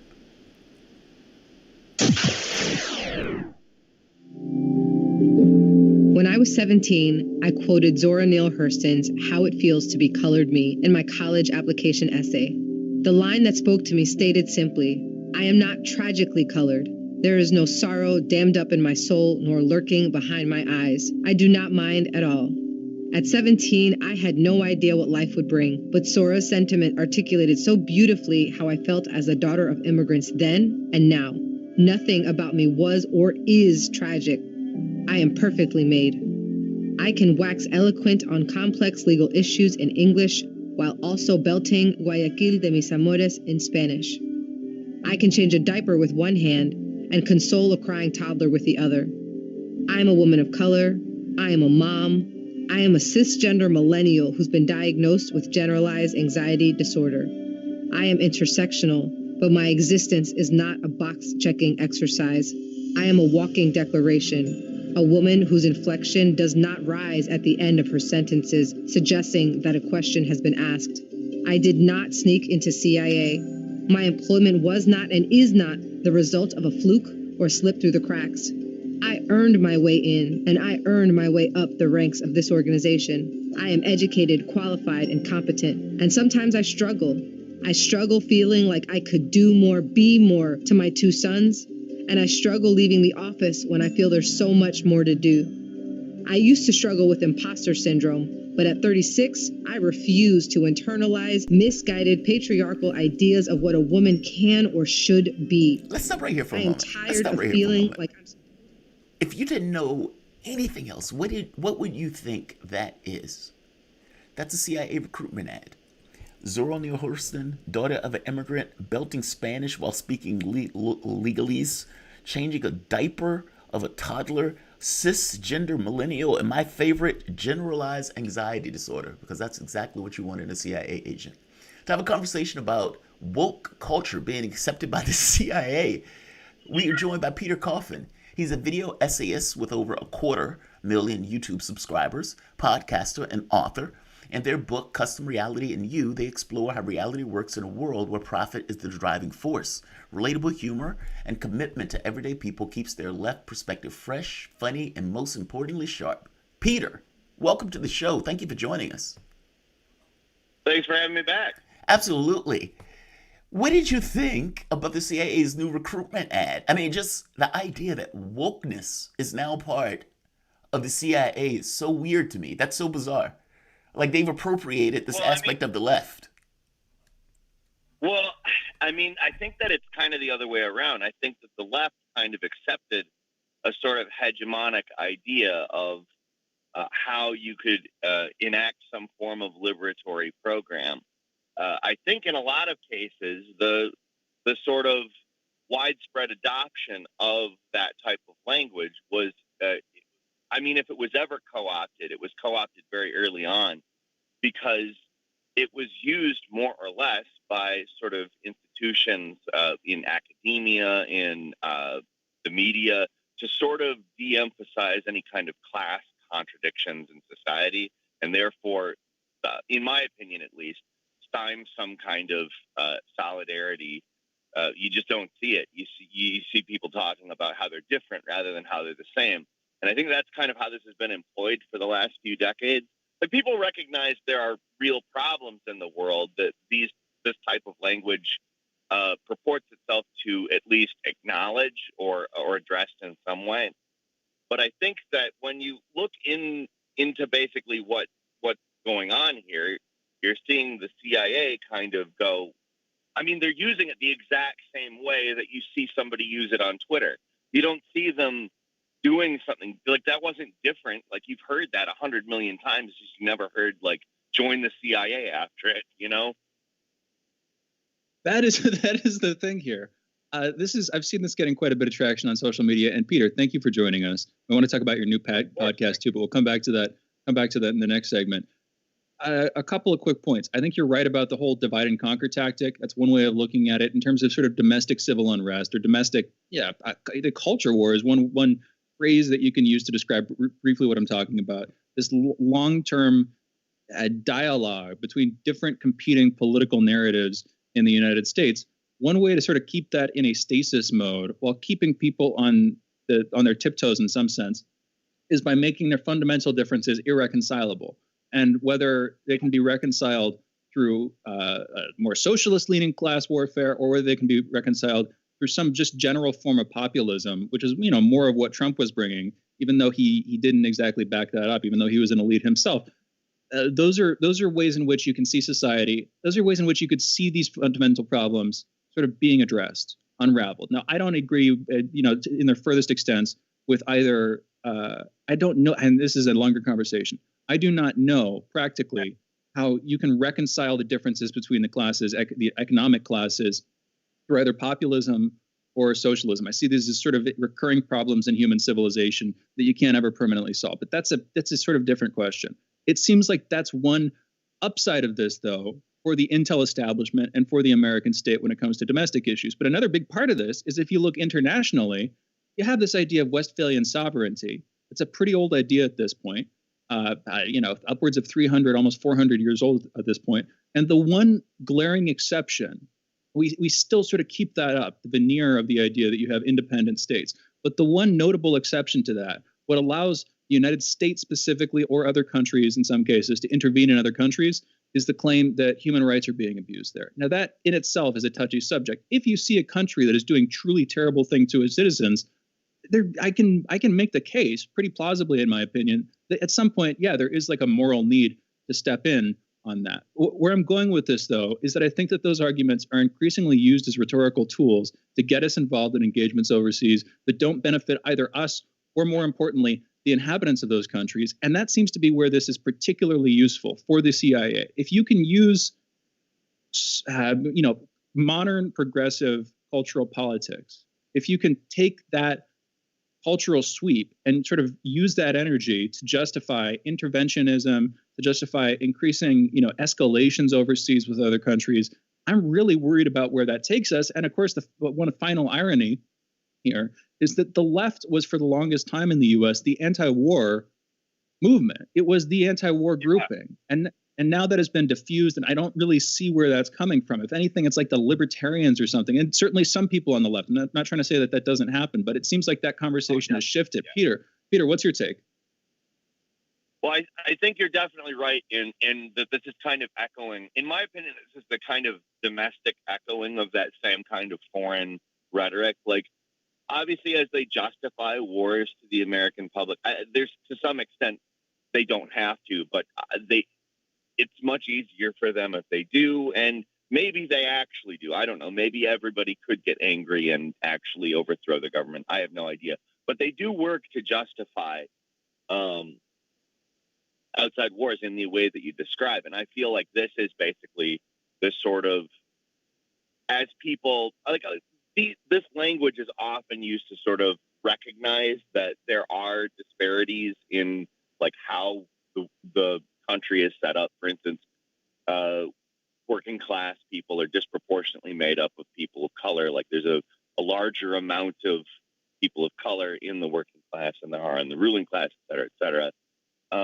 Not that just, having a proportional amount of people of color in the ruling class would make everything all right, but they have to sort of explain these types of things. And in order for the economic program that they continue to enact, which is this increasing austerity, this increasing sort of stripping of social programs, sort of, and the funny thing is too, and this makes me think, and I'm sorry, this is a bit of an aside, the infrastructure program they keep proposing, I don't think they're going to do, because I think that they've proven that they can say one thing and then do another thing, and people just accept the image. And I think that's an example of kind of the same thing that we're talking about here. Like we're talking about creating equality, creating a world in which people aren't looked at through the lens of bigotry. People aren't held back because of their skin color, their ethnicity, whatever you want, whatever metric that you measure race by. It's sort of just an acknowledgement of those things so that it can continue to do the more harsh material stripping of aspects of people's lives. Like conditions keep getting worse in this country. Like you have areas of Alabama, for instance, that when I think the UN went in and looked at it, they're in worse conditions than what they call third world countries. Yeah. And it's like, well, you need some kind of rhetoric to justify that stuff and seem as though you're being proactive about it. And if the CIA, again, like I said earlier, is just literally using this in exactly the same way that leftists are, then it makes the CIA seem leftist. Like they don't even have to change anything about it. They say, I'm a cisgender millennial who's diagnosed with generalized anxiety disorder. Oh, wow, who isn't that? But Peter, isn't it better that cisgender millennial with a generalized anxiety disorder, isn't that better than a white person, lying, cheating, and stealing for the country? There's that part, right? It's like, it's somehow better that a black person is pulling the trigger as opposed to a white person. It's like that's ludicrous. But one more point to this. It sounds like you are okay for those women in Afghanistan that is going to be horribly adversely affected when the United States pull out of that country. Are you okay with that, Peter? That's what it sounds like you're okay with. No, I'm not saying I'm okay with it. I'm saying that they're using this language to make people okay with it. It's like it's absolutely not okay. Like if we roll up with like more female drone pilots, it's not going to be a good thing. right. That's kind of what I was getting at, right? That it's like I'm cisgender millennial with generalized anxiety disorder. I got to be honest. That is awesome. I do not want somebody with generalized anxiety disorder holding a gun and like right. Well, but like I said yesterday when we were talking about this, that if there is a like a DSM-5 classification that could fit the CIA, I think it would be good to start with generalized anxiety disorder. I think if we look at the whole McCarthy era, I think that sort of fits the attitude. I love that you put that in there. You have no idea. That makes the entire ad for me. That makes the ad. Let's do this. Let's bring you back. The voice that you guys are listening to is Peter Coffin. He's a video essayist with over 250,000 YouTube subscribers, podcaster, and author. And their book, Custom Reality and You, they explore how reality works in a world where profit is the driving force. Relatable humor and commitment to everyday people keeps their left perspective fresh, fun, and most importantly, sharp. You guys are listening to Fault Lines with Thomas and Stranahan. We will be back with Peter in a moment.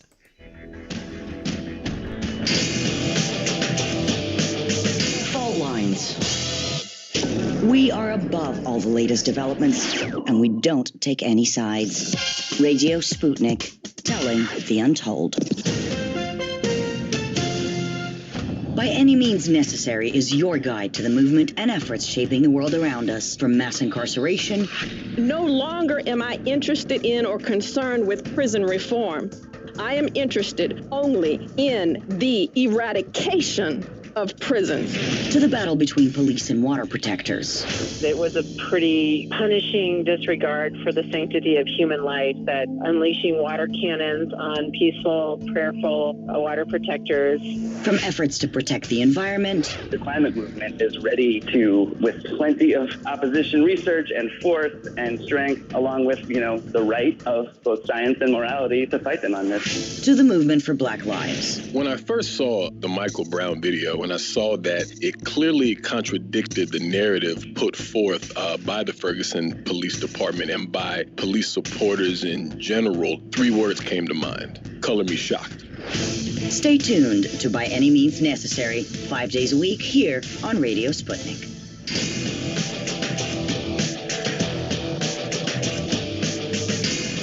Fault Lines. And we are back. You're listening to Fault Lines with Thomas and Stranahan, and we're joined by Peter Coffin. They are a video essayist with over 250,000 YouTube subscribers. They're also a podcaster and an author. In their book, Custom Reality and You, I believe we brought you on, Peter, for the first time to talk about that book, actually. Still an interesting conversation. In that book, they explore how reality works in a world where profit is the driving force. With relatable humor and a commitment to everyday people, they keep their left perspective fresh, fun, and most importantly, sharp. You can follow Peter, by the way, on YouTube, Patreon, and Twitter at Peter Coffin, and you can purchase their book on Amazon. And as we were talking about just before you came on, you also have a new podcast up. I do, PACD. PACD. What does PACD stand for? Just tell us a bit about what you do in the podcast. Well, the P stands for Peter, and the A stands for ACD, which is my partner's username, Miss Astronaut Cowboy Doctor. So it's just we call it packed. It's pronounced like the word packed, as though it were packed with information. We kind of just, we take on various current event topics and try to steer it towards a more like material analysis of society. Okay, interesting. And real quick, we're going to get to Facebook talking about bringing Trump back onto the service tomorrow. There's going to be a ruling coming up, but so I can add it to our bio for you. Where can people find that podcast, Peter? That is at, you can find it on my YouTube channel, which is where you would be able to find anything, but it's at anchor.fm/PACD-PAC. Okay, cool. That makes sense. All right. Thank you for that intro. Folks, go check that podcast out. Again, we're joined by Peter Coffin. Let's turn now to Facebook and the conversation of, this is in an interesting way, partly an extension of the last conversation we were having. In a weird way, because we're talking about in the last conversation, this I don't know, I'm not going to use the word collusion that was overused in the last couple of years, but this integration between the CIA and the intel community in general and a sort of new wing on the left. Strange bedfellows. Couldn't have seen that happening a couple of decades ago, but here we are. Maybe that's just me personally. Here we are. Earlier this year, following the breach of the Capitol on January 6th, Twitter and Facebook removed Donald Trump, then president, from their platforms. He has been banished since then. He's effectively nowhere to be found if you want to find what he's saying. And this is after years of him being effectively the number one topic of conversation on almost any given day on these platforms. If you were, specifically if you were on Twitter, it's probably not as prevalent on Facebook, but if you were on Twitter, it is extremely unlikely that you wouldn't see, depending on who you're following, extremely unlikely that you wouldn't see what Donald Trump was saying in any given week. And for some people, I'm sure it was any given day, with people either criticizing it or some people supporting it, that kind of thing. He got a lot of traction, and his silence is notable. You can hear the sucking sound of the vacuum as he's gone, although weirdly enough, we've gotten used to it. Anyway, Facebook is considering whether or not to bring him back. They have a sort of outside independent advisory board that they're working with apparently to inform that decision. Twitter has said his ban is permanent, by the way. So he is not coming back to Twitter. Facebook is considering bringing him back. I want to hear from you, Peter, whether it was the taking off of President Trump or whether it is a question of bringing him back on. Where does this fall for you? What should they do? What will they do? And would Trump even want to come back? It's different ways you could look at this. What's your take, Peter? Well, whether he wants to come back or not, I have no idea. He would probably benefit from making his own service at this point. But in terms of Facebook, here's the thing. My next documentary comes out on Saturday. It's called Free Speech Extreme. And I'm actually tackling this topic about whether or not this is censorship, whether or not this is state power, et cetera, et cetera. And in my opinion, it doesn't really matter for me whether or not he's brought back, but it matters for me why they bring him back. Because the reason I think that it's kind of bizarre that they didn't, or that they banned him in the first place on, for instance, Twitter, is that there's a long record of him doing things that are against their TOS. I mean, they kept him around because he was valuable for the service. Like if you looked at some analysis of how much he was worth, there were estimates that he was worth $2.2 billion to Twitter, which at the time that those estimates were made was about a fifth of their market value. So to me, why are they considering bringing him back? Like, if he broke their rules and they banned him for that reason, are they just bringing him back because they know it'll be valuable for them? Which, if that's the case, I don't think that's a good reason to bring him back. But at the same time, I also think that it's not good that these large companies are able to just sort of unaccountably sit around and make decisions over whether or not we're allowed to speak to the public. I think it's a double-edged sword. I don't really think there's a good answer at this point either, because the way that our society has been arranged and set up, people like to deflect the idea, it's not censorship because the government's not doing it, where that's not really the case. All the power in the country has been consolidated around these, in terms of media, it's been consolidated around these social sites who have the decision whether or not to shut off the president of the United States of America, which is insane. I think that it's bad, but I also, for the sake of consistency, did he break their rule? They use the exact same power choosing not to ban or to bring back that they use to ban, and I don't think that power should exist in the first place. If that it's to some degree arbitrary. But the thing is, in our society, we have said that private companies can do X and Y. And basically, the Twitter and Facebook is a private company, missing the point that they're doing something in the physical matter reality world.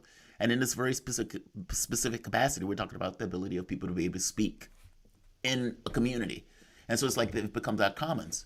But if the president of the United States, or anybody in that case, especially somebody in higher authority, are putting out information that is going to get people killed because it is inaccurate, does Twitter not have a responsibility to, at the very least, put some kind of measure to undermine that person's ability to get other people killed?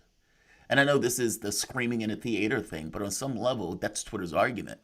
Is that argument valid? And if not, why not?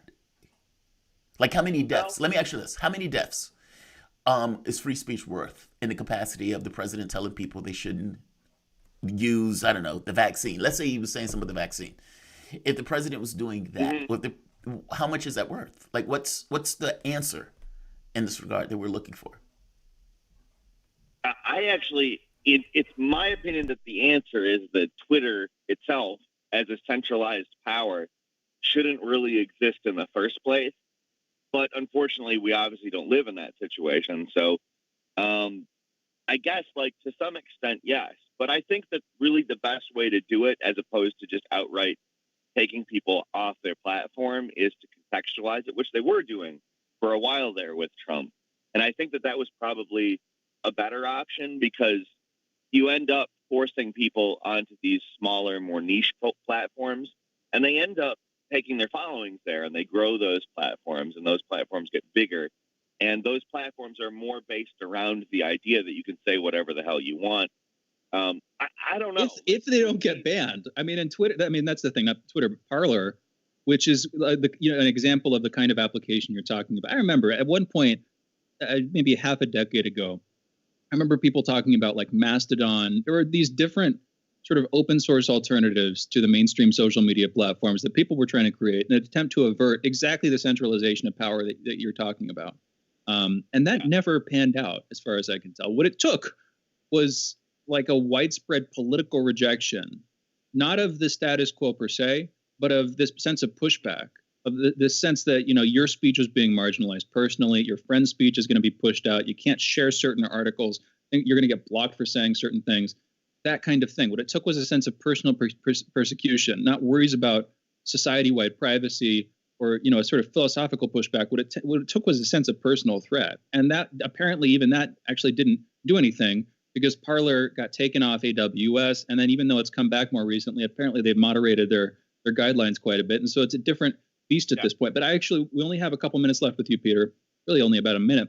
I want to come back to one of the first things you said in your response just now. You said that you don't believe that this degree of centralization of power by these companies should have happened in the first place. That in some sense, I'm reading into it, but that it's unjust, that power shouldn't be concentrated like that kind of thing. Can you back that up? Why do you believe that? What's your take there, Peter? Well, I think what you have is accumulation of capital in a manner that basically makes some monopolistic companies. I mean, you can make an argument for or against the idea that they're monopolies, but I believe that Twitter is kind of a monopoly over the Twitter product. Like Mastodon, like you said, doesn't really stand a chance against it. They have the ultimate power, the ultimate say in these things, and that really shouldn't exist in terms of an unaccountable, unelectable type power.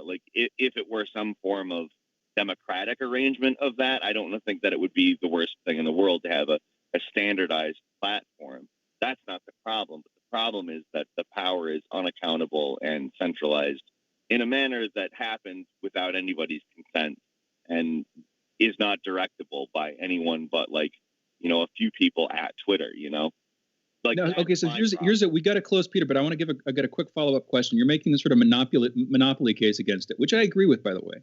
Would you make that same argument if there were a single or a small number of government-run social media platforms? Because I have problems with both corporate power and with unguided out-of-bounds government power. How would you feel about that? Would it be the same for you, or would it have a different quality to it, Peter? It would be the same, because a state can be run democratically and a state can be run authoritatively, and obviously having a state social media thing that runs exactly the same as capital, I mean, it requires the same accumulation of power. It's just a different, I guess in some ways just an aesthetically different arrangement of that power. Agreed. Yeah, I think we fundamentally agree on that one. Peter, great conversations as always. It had been a little while. We're really happy to have you back on for this conversation. Good luck with the new podcast. Thanks for joining us. Thank you. Have a great day. Hey, you too. For those listening, that was Peter Cawthon. They're a video essayist with over 250,000 YouTube subscribers, with over 250,000 YouTubers, I suppose. They're also a podcaster and an author. In their book, Custom Reality and You, they explore how reality works in a world where profit is the driving force.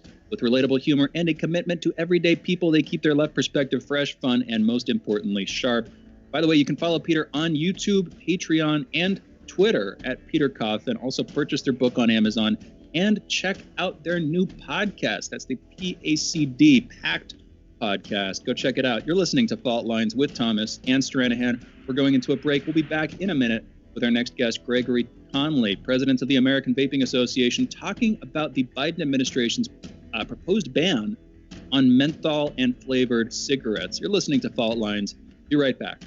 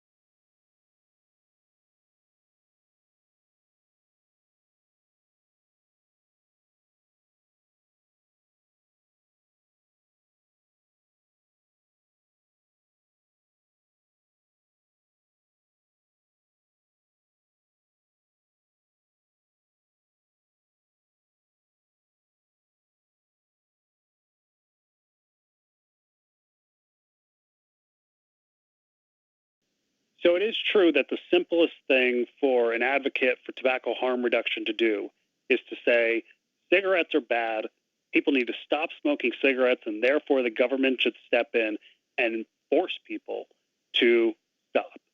But there are two main problems that we have with this. First is the criminal justice issue.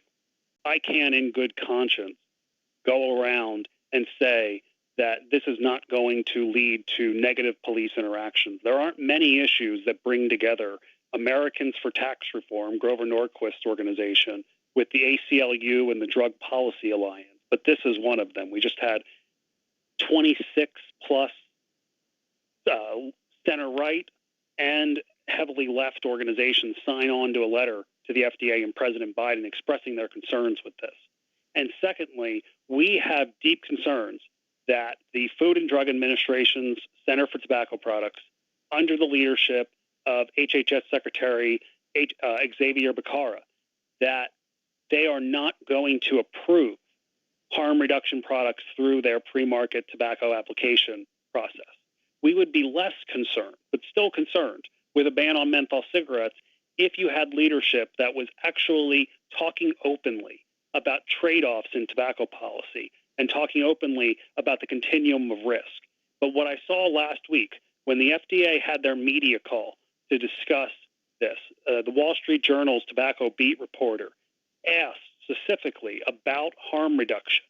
And the CTP, the Center for Tobacco Products Director, Mitch Zeller, who has gone to every anti-tobacco conference and tobacco conference over the last decade and talked about the continuum of risk and how nicotine is not what kills smokers, it's the smoke. When he was asked about harm reduction, he wouldn't even talk about it. He moved right back to, let's talk about how bad menthol is. To me, that's a sign that the FDA is going to end up denying thousands of applications in the coming year or two. And if you do not have adequate, satisfying, well-regulated alternatives available on the market, you're not going to do much. You're going to end up with 90% plus of current menthol smokers, 10 million plus people, either switching over to Marlboros and perhaps flavoring their own cigarettes, or worse, purchasing them off the illicit market. And just 10% or less of menthol smokers quitting, that's a small share of what you could get if you just told the truth to people and made these products available for smokers. Yeah, 10% means there's a lot of people who basically aren't quitting. What do you mean by harm reduction? What are some of the methods that you would advise in regards to harm reduction if they're going to go through with a ban like this? Sure. So all the way back in the mid-1970s, Dr. Michael Russell wrote in medical journal, smokers smoke for the nicotine, but they die from the tar. They die from the smoke. And so since then, there have been people pushing this idea and studying it extensively, that if we get an adult smoker who can't or will not quit nicotine entirely, to switch over to a smoke-free product, whether that is now vaping or if it's snus, which is a product that's been used for decades in Sweden, or you have new products like nicotine pouches that contain no tobacco leaf, you're going to end up reducing tobacco-related disease and death by 95 to 99% plus. So that, or gum. And I'm sorry, Gregory, I'm sorry for cutting in, but this is a matter of some personal significance for me. Or gum, which is, one of the more popularly known sort of, safe alternatives to smoking, which I am coincidentally chewing right now. I've smoked occasionally in the past, but I like nicotine gum. Nicotine, as far as I can tell, is a decent substance. This isn't what we brought you on to talk about, but in the same way that you would consume caffeine, you drink coffee, you drink tea, those kinds of things, nicotine on its own, without the carcinogens, without the problem of the delivery system, is decently safe. Anyway, I didn't mean to cut in, but it's relevant. And I didn't hear you say that. You brought up snus, you brought up vaping, you brought up the patches. Anyway. There absolutely are long-term users of the nicotine gum. I meet them traveling. I sometimes will see the packet of nicotine gum sitting on the counter at the bar, and I always have a conversation with these people, and inevitably they are people that have been using the products for 2 years plus. I think even Tucker Carlson is a long-term nicotine gum user. I believe you are correct, but unfortunately it seems like we've just lost you. Am I here? And you were back. Yeah, you cut out for just a second there. Yeah, and I believe you're right. No, this is something I've heard about Tucker Carlson as well. Yes, you choose nicotine gum. Here's another approach. This is something we haven't necessarily we haven't talked about this in this segment yet. I'm seeing people say this. Do you see this move as racist? Specifically, the push to ban mentholated cigarettes. I've heard a lot of people say that most of the users, demographically, of menthol cigarettes, most of the people who smoked them are black. What are the statistics there? Is it racist? What's your take on that? I prefer the term paternalistic because the people that are pushing this, they certainly do not have racist motives. The people at the FDA, as well as the people at the Campaign for Tobacco-Free Kids, the major activist group in this area, they're not sitting in a room plotting, how do we increase negative interactions with the police? How do we create another Eric Garner, who was choked to death by a New York City police officer for selling loose cigarettes? So it's absolutely true that 7 or 8 out of 10 of African-American smokers use menthol cigarettes. But it's also true that when it comes to youth, they often pitch this not just for the current users. They say that we are doing this to prevent menthol, which is particularly attractive to youth, from continuing to hook kids. The problem with that statement is that Marlboros, unflavored cigarettes, are actually more popular with youth. And over the last decade, thanks in part to teens doing something we wish they wouldn't do, experiment with vaping products, teen smoking is nearly at end game level. Teen smoking, by the time this gets enacted, because this has to go through an extensive notice, comment, rulemaking process, teen smoking could be below 3% for high school seniors. So that is out of the books. But the reality is that when it comes down to it, you're going to have, once you have a federal law, you're going to have state and local governments that pass their own laws. And it's not going to say that it's a crime to sell these products in a retail store. It's going to be a crime to sell these products, period. And that's when you get street sales. That's when you get pretextual stops. And that's when you end up with situations like Eric Garner. So racists absolutely will take advantage of this law to replace the stops that increasingly they cannot do for cannabis. But I'm not going to say that the people pushing this the most have racist thoughts or implications to their actions. And okay, so one quick thing here. Like I said, I wanted to talk about the PACT Act. Can you just briefly explain this? We've only got a minute or two left with you. What is the PACT Act? We talked about this recently in the context of marijuana vaping and how it's affected that industry. It's had some sort of follow-on consequences on the marijuana industry. But what is the PACT Act, and how has that affected the nicotine vaping industry in the States, Gregory? In short, at the end of 2020, Congress passed a giant omnibus bill, and they threw in this language from Dianne Feinstein and Senator John Cornyn, and it bans the USPS from shipping vaping products to consumers, while also in place this extremely complicated taxation regime for states, where you need to register with the ATF. If you're a seller, you need to register with every single state you're selling to. Every single month on the 10th of the month, you need to report every single sale you've made to a state, to a city, to a native tribe if they have a tax on vaping products. And then on the 20th of the month, you need to remit that tax.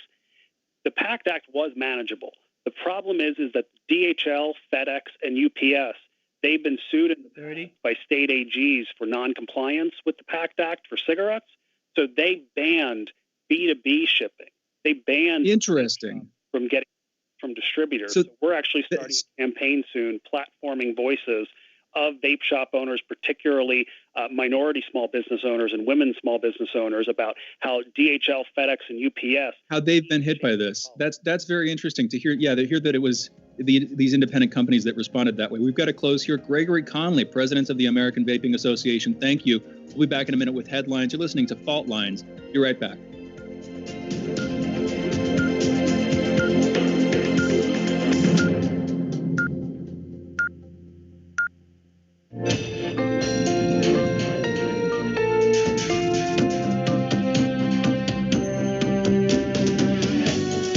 You're listening to Radio Sputnik.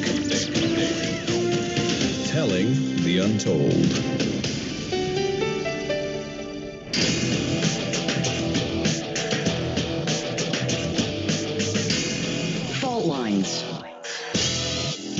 Live from across the divided states of America, it is time now for another edition, the last hour this morning of the most disruptive show covering news, events, and politics from across these disunited states and the surface of our increasingly fragmented globe. In the independent corner, I'm your political analyst, Shane Stranahan. And in the left corner, I am the indefatigable, the ever-vigilant, the last man on the wall, your political analyst, Jamarl Thomas. And together that strongly suggests, as Jamarl says, that you were listening to the show Fault Lines with Thomas and Stranahan. All right. Good morning, folks. I hope you're having a good morning. I want to give everybody a quick overview of today's show so far, particularly if you're just joining us.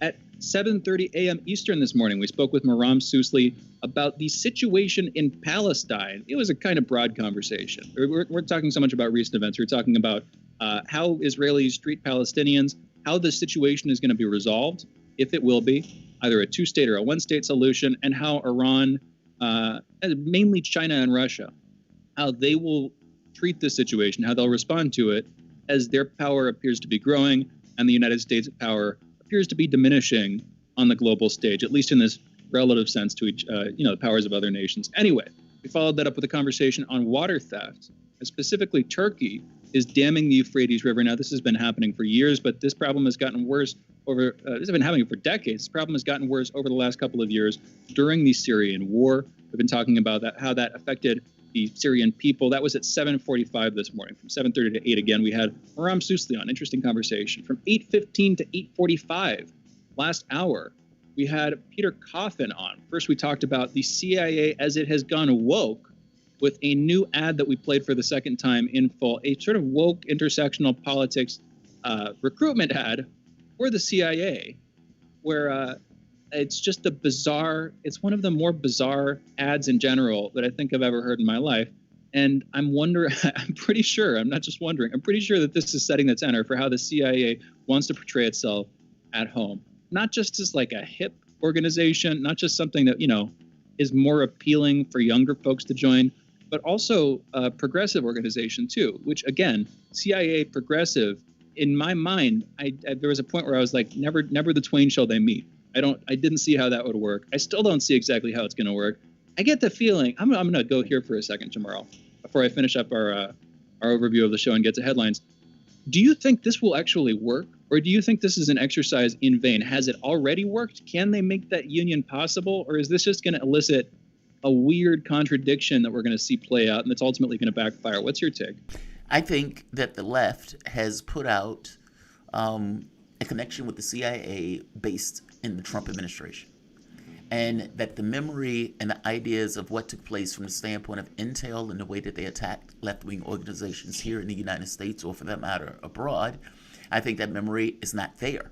I do think that it works in the U.S., that this idea of a hip CIA, because on some level it's already worked. If you think of the kids, let's say if you're in your 20 to let's say 30s, you're growing up and you're looking at the intel drop information on Trump. What was the Democrats' response to it? Well, they loved the intel. What was the response to it from people who were the woke left? Well, they loved it because it was pushing back against Trump. It's this relative pushback that I think would allow them to accrue themselves into the mindset that, okay, these guys are pushing back against bad forces, meaning Trump being the bad force. I think it works. I think it works at least for a time, especially since the memory of the CIA going against left-wing organizations. I don't necessarily think it's there in the context of, let's say, a Democratic Party, especially lefties who are in the Democratic Party. And I'm saying lefties in quotes, the woke left, if you want to call it that. Yeah, I think it works in the U.S. I don't know about abroad, but I think it definitely works in the U.S. for the Democratic contingent of what's considered the left. Yeah. And I don't know if you know this, but the CIA has actually just changed their name to the Chill Intersectional Agency. Did they? That has not hit the news yet. But no, that is not true news. Anyway, we've had that conversation with Peter Coffin starting at 8:15. We then moved to the topic of Facebook, which is set to release a decision that has been arrived at apparently already by an independent advisory board. They're going to be releasing that tomorrow on Wednesday about whether or not they should be bringing Trump back to the platform. This, of course, is after they banned him earlier this year. One of the more notorious absences in modern media. Anyway, Trump is off Twitter. Trump is off Facebook. They might be bringing him back. We talked with Peter about whether they will, whether they should, that whole conversation. Also, just generally the conversation of whether or not any single organization or small group of organizations should have the power that Facebook and Twitter, and you can include Google and Amazon in that conversation too, whether they should have these powers to moderate public opinion, to control what people think, to control whose opinions they have access to, that whole thing. Interesting conversation. Peter Coffin, as always, a good guest. That was from 8:15 to 8:45. We just finished up a conversation with Gregory Conley, president of the American Vaping Association, about the proposed ban on menthol cigarettes coming out from under the Biden administration, with the FDA talking about this in a briefing that Gregory discussed last week. We talked about what effects that would have, how that would probably cause most of the people who currently smoke menthol cigarettes to simply switch to other, tar-inducing smoke-based cigarette products, to cigarettes proper. And he was, as a vapor and as the president of the American Vaping Association, he had a take here, which is, if you're going to do that, you should try to set it up so that there's a sort of there's an opportunity for these people who are currently using nicotine to switch to other non-carcinogenic means of consuming it. Like, for instance, vaping. He also brought up snus. We brought up patches. We got to nicotine gum. Anyway, interesting conversation with Gregory Conley. That was from 8:45 to 9. Later this hour, from 9:15 to 9:45, we're planning on speaking with Ted Rall. We're going to be talking about the Washington Post and the New York Times retracting their story. It was all over the news late last week. The story was that the FBI had warned Giuliani of a Russian disinformation campaign in late 2019. This was during the lead up to Trump's impeachment, during the hearings, the talks of hearings, and then, the actual inquiry, and then the inquiry launching into hearings that then launched the impeachment, which was ultimately unsuccessful. We're going to be talking about that as the Washington Post and the New York Times quietly retracted that story this weekend. After that, we're going to be talking about whether or not Biden is a new FDR figure, whether or not he resembles in action, in policy, in his vigor, Franklin Delano Roosevelt Jr. We'll be talking about that again with Ted Rall from 9:15 to 9:45 a.m. Eastern this morning. Without further ado, though, let's get into the headlines. First up, in COVID news, there were upwards of 29,500 new COVID cases reported in the United States yesterday, with 751 new deaths. Over the past week, there has been an average of 49,641 cases per day. That is a decrease, 26% from the average 2 weeks earlier. 32% of the American public has been fully vaccinated, and 44% of residents have received at least one dose. As of this morning, the coronavirus has infected more than 32,498,673 people across the United States and killed about 577,378 people here in the U.S. In India, the official number of COVID cases has now topped 20 million, with more than 300 positive tests recorded every day for the last 13 days straight. This last weekend, on Saturday specifically, it passed 400,000 new positive COVID cases reported in a daily period. India continues to report shortages of oxygen and other desperately needed medical supplies in the capital, Delhi, as well as across other parts of the country. Over in Europe, the European Medicines Agency has started reviewing the efficacy and safety of China's Sinovac vaccine. The agency currently has reviews underway of 3 other vaccines. Those are Sputnik's viral vector vaccine, CureVac's mRNA vaccine, and Novavax's protein-based vaccine. Back here in the States, in national political news, President Biden is planning on raising the refugee cap from 15,000 refugees to 62,500, following months of gentle criticism for keeping the cap at levels held by Trump. I say gentle criticism because, there's some people commenting about it, but as with most things, they have their soft gloves on, their most velvety gloves, as they're criticizing Biden, as they're pushing back on his stuff, unless you're Fox News, in which case you just have a sort of, a kind of weird criticism, like Jamarl's pointed out. It's not as categorical. I'll put it like this.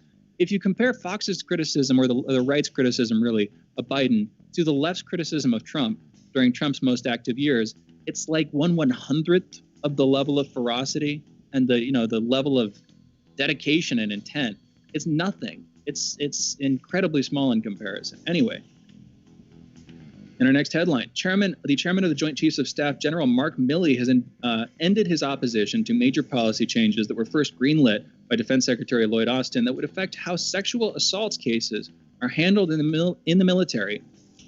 Lloyd Austin started a review process. He wants to move investigations into claims of sexual assault outside of the military's chain of command and into a more independent review. A commission is currently carrying out a 3-month review process on the orders of Lloyd Austin. The Defense Department survey estimated that there were more than 20,000 sexual assaults in the military in 2018. In West Virginia, a landmark lawsuit against pharmaceutical companies over opioid abuses has just begun. Cabell County and its county seat, Huntington, have accused 3 prescription opioid distributors of failing to monitor, divert, and report suspicious orders under the Controlled Substances Act. West Virginia has one of the highest opioid-related overdose death rates in the country. This is the first federal case to go forward among thousands of opioid lawsuits, which is why it will be seen in some sense as a bellwether for how some of the other, again, thousands of cases like this could go. And I'm hoping it doesn't go well for the pharmaceutical company. Jamarl, you and I got into a back and forth. We got into a back and forth earlier this morning, about an hour ago, during the last batch of headlines. Interesting conversation. I'd recommend folks go back and check that out. Another big news item that came out yesterday, Bill and Melinda Gates are separating, saying that they, quote, no longer believe they can grow together as a couple in this next phase of their lives, end quote.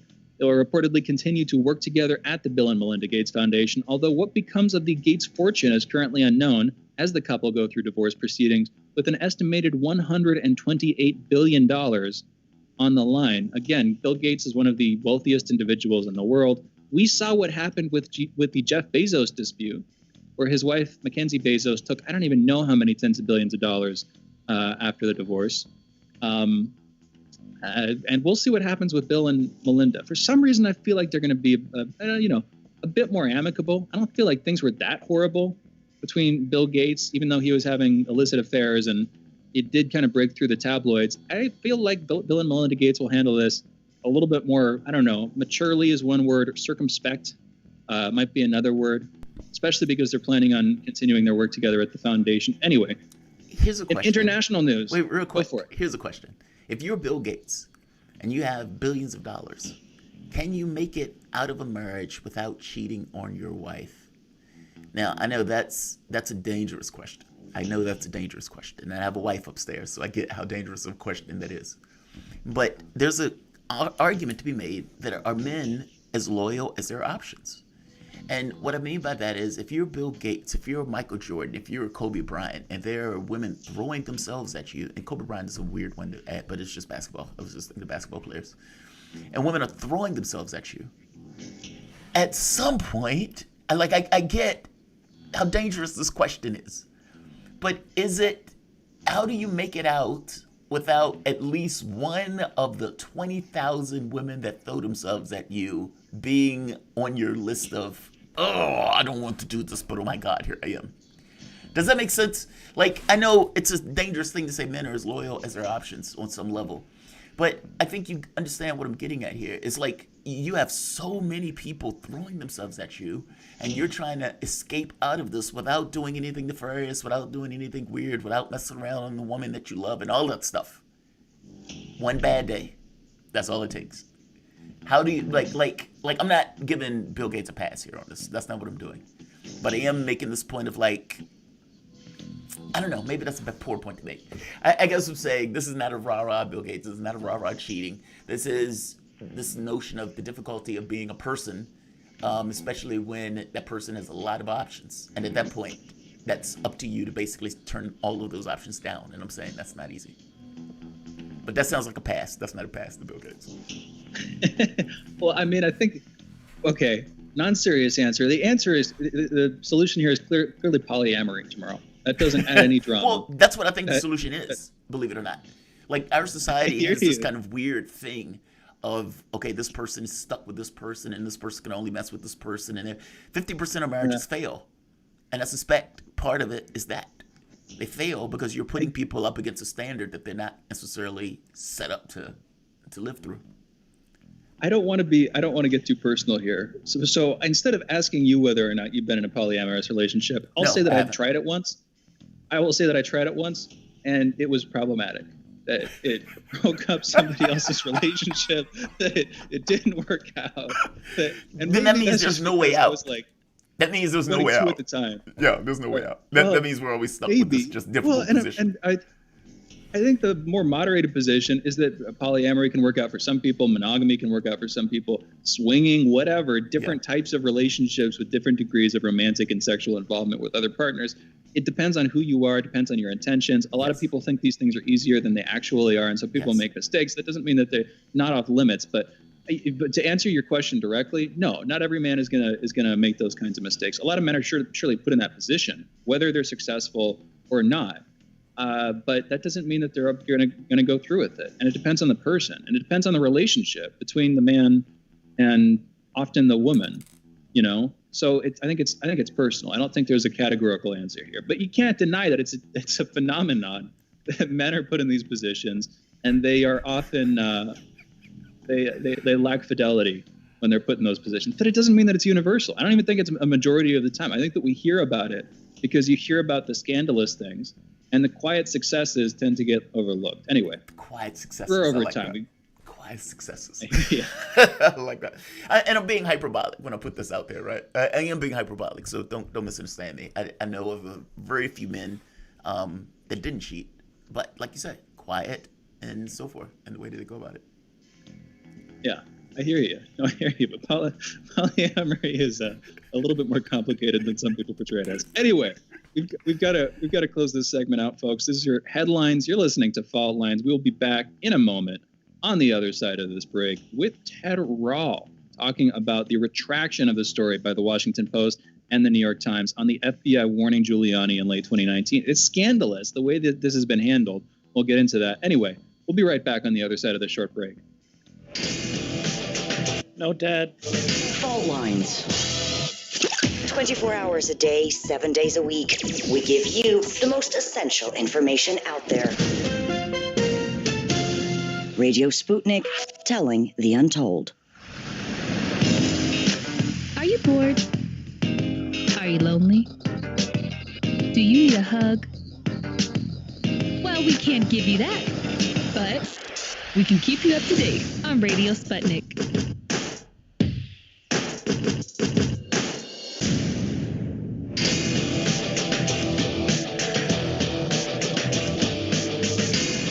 Fault Lines. And we're back. You're listening to Fault Lines with Thomas and Stranahan, and we are waiting on our guest, Ted Rall, so I'm just going to get into this conversation directly. Late last week, the Washington Post and the New York Times, it was first the WAPO, and then New York Times said they had independently confirmed it.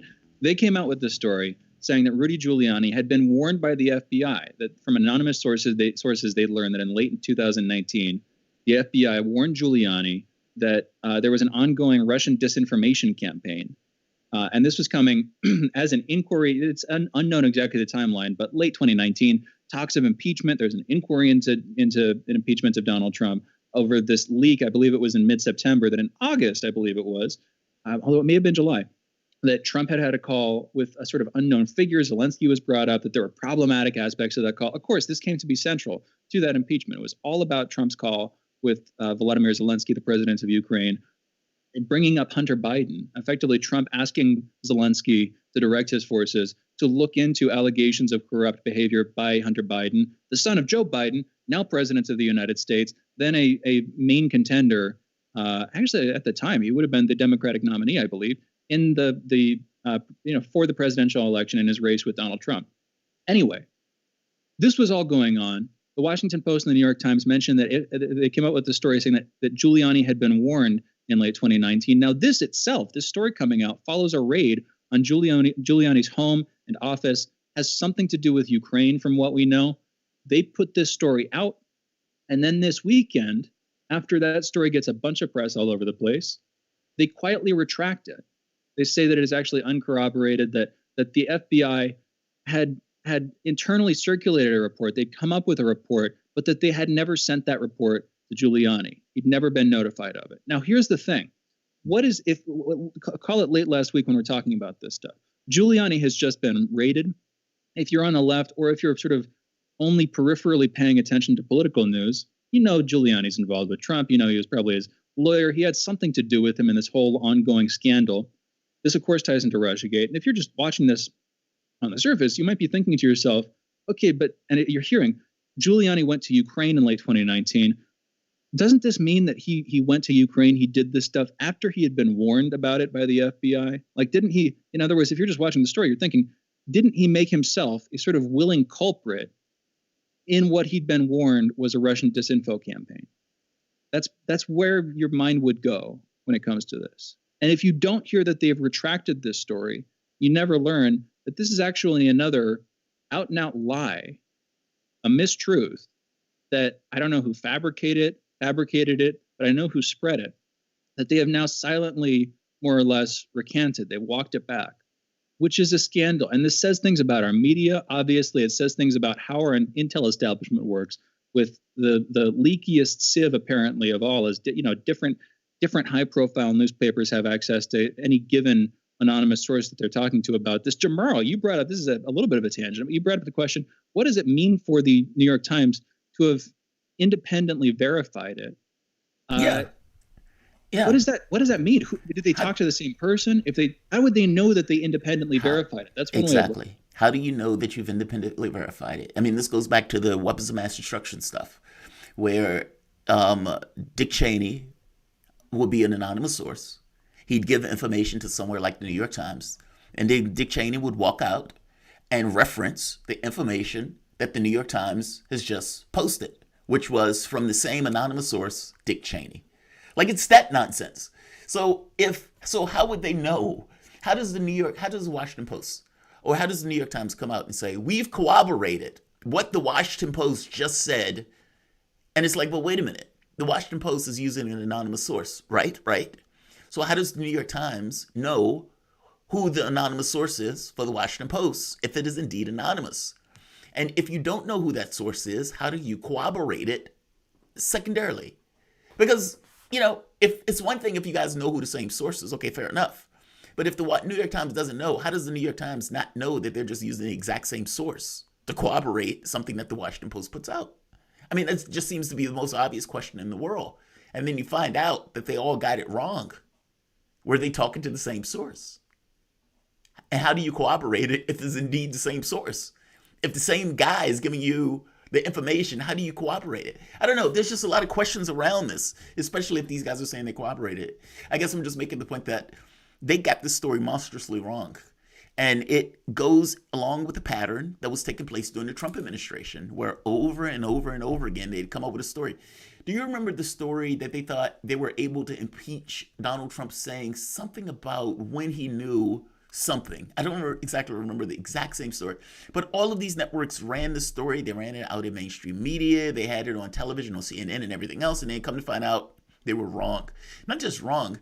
If they would have just read a little bit into it, a little bit further, they would have got the story right. It just seems like it always goes in one direction. There's never a story that comes out exonerating Trump or trumpeting something, and they're like, oh, our bad, we got that one wrong. It's always going after either Trump or his associates. And in this very specific case, they raided his house. Like, think of how horrible that. Like, can you imagine you're sitting at home, you're eating dinner, and the cops come in, and you can assuage yourself with the thought that, okay, this is Giuliani, this is a horrible person, but do you really want the intelligence services or our police forces used in this way? My answer is no. Whether that's Stone, who I don't particularly like, whether that's Giuliani, who I think it's cantankerous, I still don't want them used in this capacity, especially. And by the way, this speaking, I'm handing it back over to you. The story that came out, I believe it was in the Washington Post. Further into the story, they talked to Wyden, and Wyden explains to them, oftentimes the media is working with the Democratic Party and the political arm in order to put out intelligence for this exact purpose that it is being used right now, that you guys are using it. They buried that all the way, 6-7 paragraphs into the story. But that basically explains what was happening, that this was basically being used as intel as a way to castigate political opponents, and that the media went right along with it. Quick update. We have Ted. We have our guest, Ted Rall. I'm going to bring him on now. Ted Rall, political cartoonist, syndicated columnist. Follow him on Twitter at Ted Rall and read his cartoons and articles at Rall.com. Ted, talking about the conversation, the WAPO NYT retraction of this story that the Washington Post started and the New York Times then followed up on. late last week about the FBI apparently warning Rudy Giuliani of an ongoing Russian disinformation campaign. This is in late 2019, while the impeachment proceedings, it's unclear the exact timeline, but while either the inquiry is going on, it would have been during this period where Trump was, on the road to being impeached for the first time, as it turned out. And of course, unsuccessfully. All of this had to do with Ukraine, a phone call that he had with Ukraine's President Volodymyr Zelensky. This feels like ancient history at this point and established fact. I'm guessing most of the listeners already know about it. Anyway, the NYT and WAPO came out with this story late last week saying that Giuliani had been warned of a Russian disinfo campaign. Then they silently retracted it this weekend.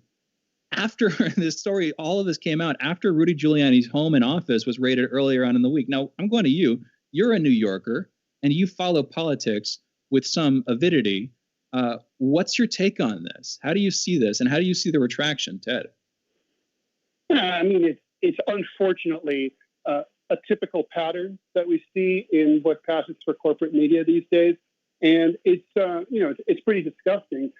Look, by the Washington Post's own admission, they sourced this story from one person who later retracted or walked back their story. If you look at All the President's Men or any or Spotlight or any movie that showcases how journalism is supposed to work, one of the things that stands out is multiple sourcing for big stories.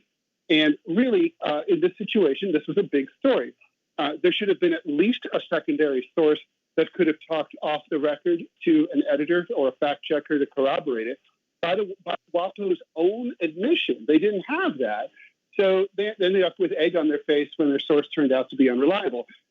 So not only did they commit this, basic journalism 101 problem that shouldn't have happened at a high school paper, but on top of that, they did the usual thing of running the original bad, wrong story on page one above the fold with screaming banner headlines, and then walking it back with a tiny little correction on the weekend when nobody's paying attention. Exactly. That is exactly. Yes. No, they can. Right. And they don't get scrutinized for it. They barely get criticized for it. There are a few marginal figures. Glenn Greenwald, for instance, was talking about this yesterday. He should be getting a lot more attention than he is right now. For some reason, the NSA disclosures, what he did with Snowden, Snowden, Laura Poitras, Glenn Greenwald in that hotel room almost a decade ago at this point, that should still be top of our mind, and he should be heralded as one of the most prominent journalists in the world. Instead, he's getting derided. Anyway, he talks about this story. He talks about it, and it makes exactly that point. The way that this gets walked back is so silently. It's over the weekend. People don't cover it. And so in some sense, the negligence continues. Nobody ever really focuses on that. Now, this is speculation, but I want to get your take, Ted.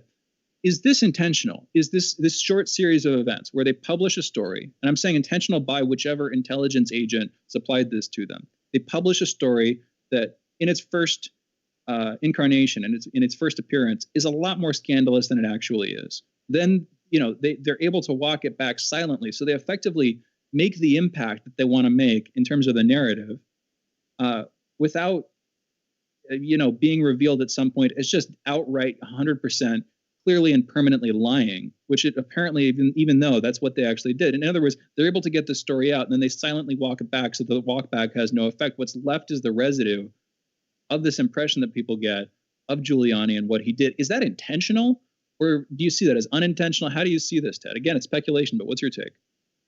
Well, that is the kind of tactic, like, for example, a lawyer will say something that they're not supposed to in court, and then it gets overruled on an objection, but the jury has heard it, and they can't unhear it, no matter how many times the judge orders them to. It's the same sort of phenomenon. There's two steps here while we're speculating, right? The question is, did the Washington Post know what they were doing? I suspect not. I think they were just being used, and they were stupid, as usual.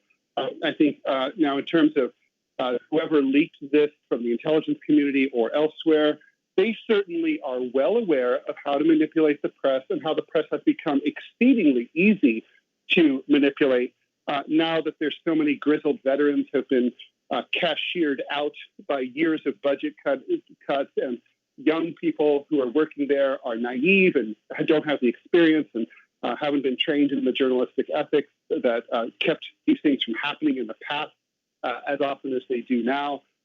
So, is it possible? It's entirely possible. I'd say it's even likely. It's not 100%, but likely.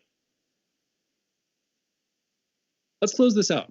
We're going to bring you back on the other side, a slightly abbreviated conversation about this, but we're going to be coming back with you. We're joined by Ted Rall. He's a political cartoonist and syndicated columnist who you can follow on Twitter at Ted Rall. Also check out his cartoons and articles at rall.com. You're listening to Fault Lines with Thomas and Stranahan. We will be back with Ted on the other side of this short break. Be right back. Fault Lines. Tough questions are the most powerful weapon we have. As long as you have questions, we'll keep asking.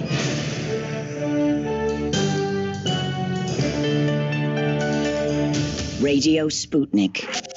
Telling the untold. So, Sean, what do you want to talk about today? Well, Bob, that's easy. I want to talk about the need to stop the development of self-driving cars. Again, Sean, you're driving me nuts. I think the self-driving car thing's already out of the gate. No. It's never too late. See, now the leading experts in the field, just pick one, whichever one, leading experts have repeatedly warned us about the dangers of artificial intelligence. Look, I'm telling you, man, we have to stop the robots by any means necessary. I see what you did there. Yep. Tune into our show By Any Means Necessary daily from 2 to 4 p.m. Eastern Time on Radio Sputnik. And don't forget to call in at 3:20 p.m. to our studio number 202-521-1320. And if you miss us live, check us out on SputnikNews.com, Spreaker, iTunes, iHeartRadio, Spotify, or wherever you listen to podcasts to stay up to date on the latest political, social, and economic movements shaping the world around us.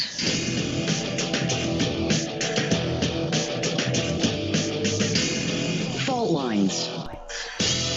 Welcome back to Fault Lines on Radio Sputnik. My name is Jamarl Thomas. I'm joined by my co-host Shane Stranahan, coming to you live out of our station in Washington, D.C.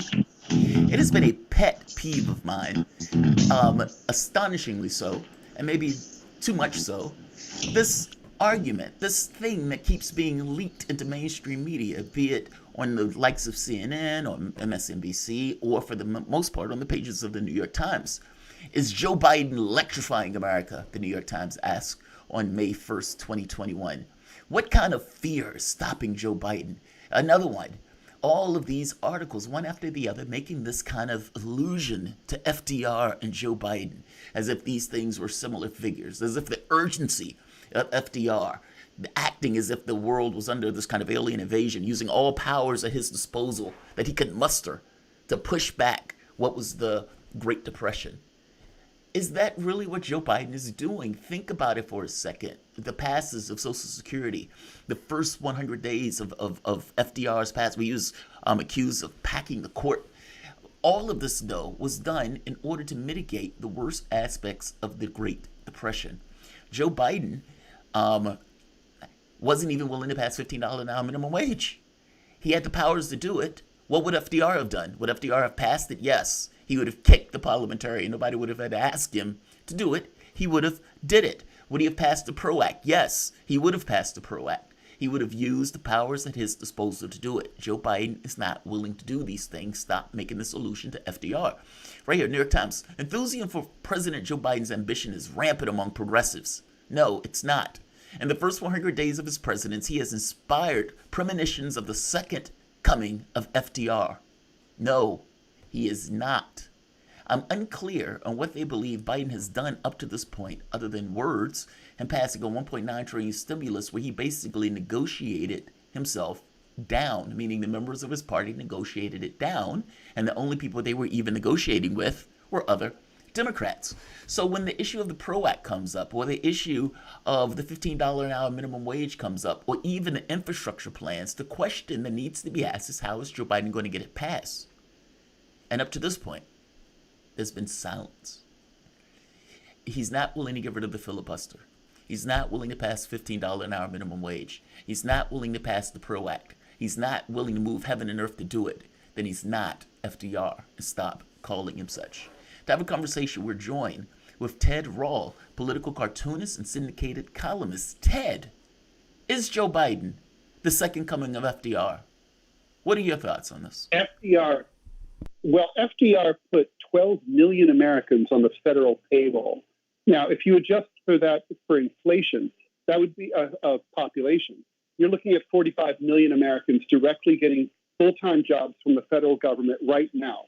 That's the kind of scale that FDR operated.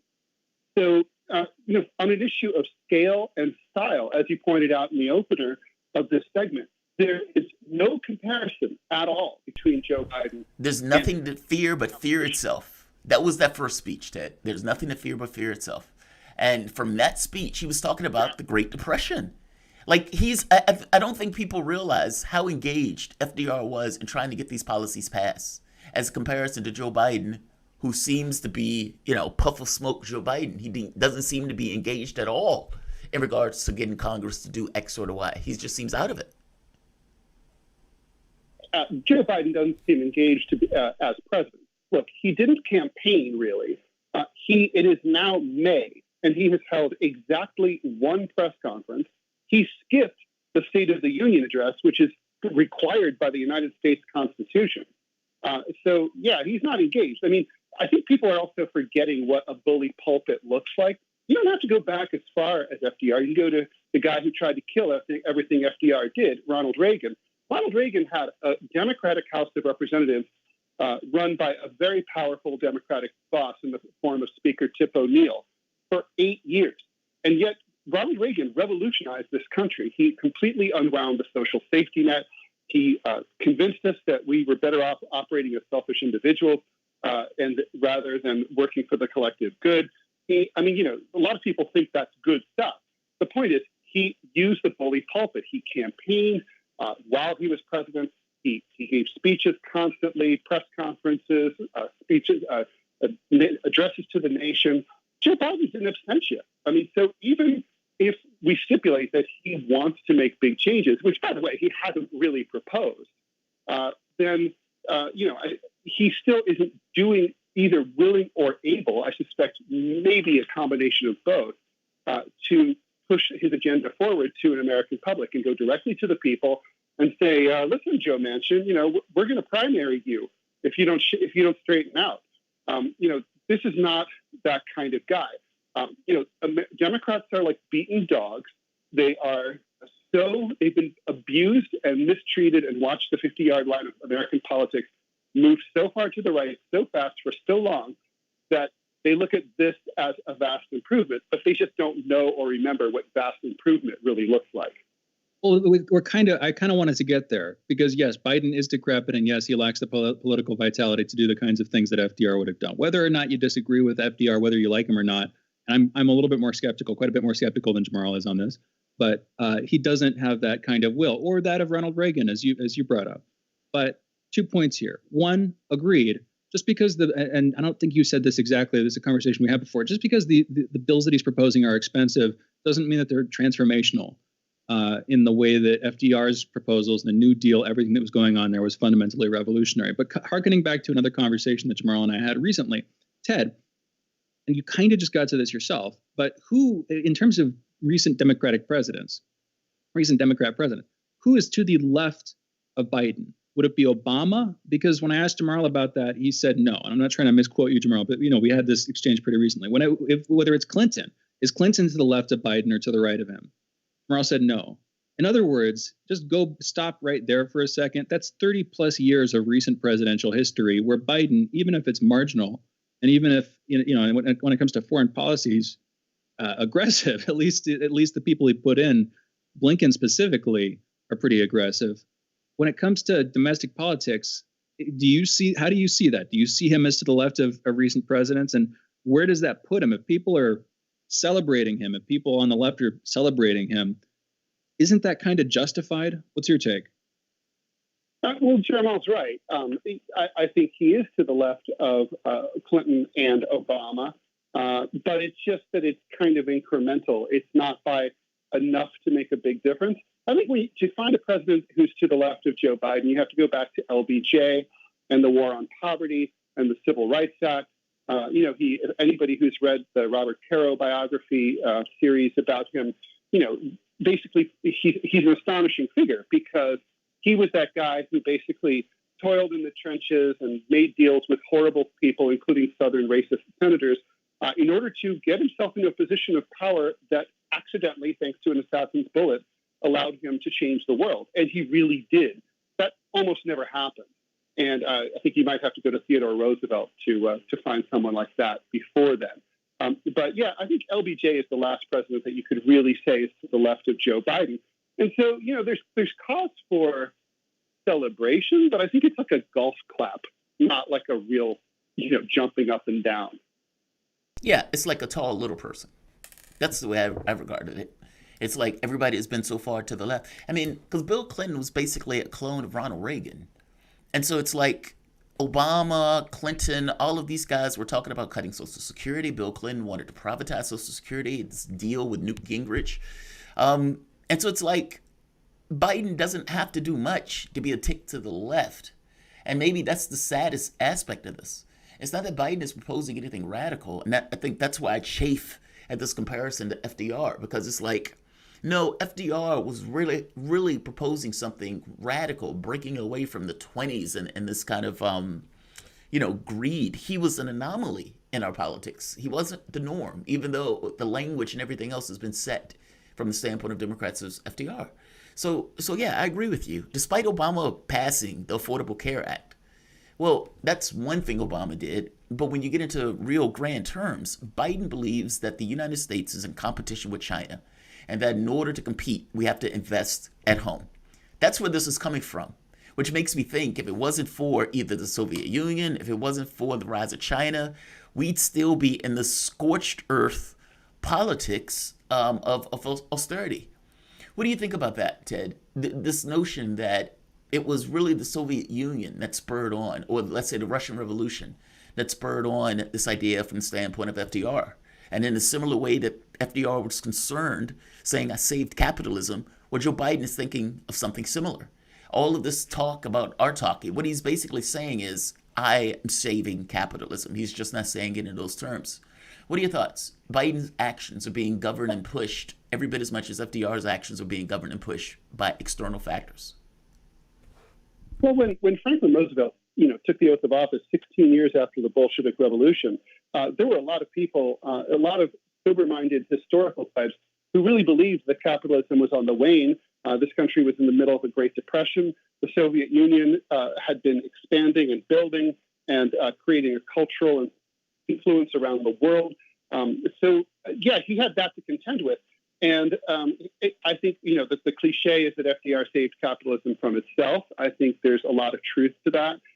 There's definitely the possibility of people forget Eugene Debs was a very popular figure when he ran for president in several times, but most notably in 1920 from a prison cell. He was the head of the Socialist Party. Now we look at, and we forget also that FDR was the transformational figure, essentially the founder of the modern Democratic Party. I mean, Al Smith would have been that guy if he had won in 1928 against Herbert Hoover. But, the Democrats and the Republicans essentially switched places in the late 20s and early 30s as the party, and the Democrats became the party of the working person, as the Republicans had been filled that role more so since the 1860s. And so so not only was FDR a radical president, he literally defined what most of us think the Democratic Party is or is supposed to be for the next century. It was just so big that people forget. And of course, ironically, it wasn't really quite big enough because the New Deal could have been bigger because, World War II to get us completely out of the Depression. Ted, we're about out of time, so I'm going to close here. I want to thank you for joining us. Great conversation. Hope you have a great morning. Thank you so much. It was so fun. Hey, thank you. For those listening, that was Ted Rall. He's a political cartoonist and syndicated columnist who you can follow on Twitter at Ted Rall. Also check out his cartoons and articles at rall.com.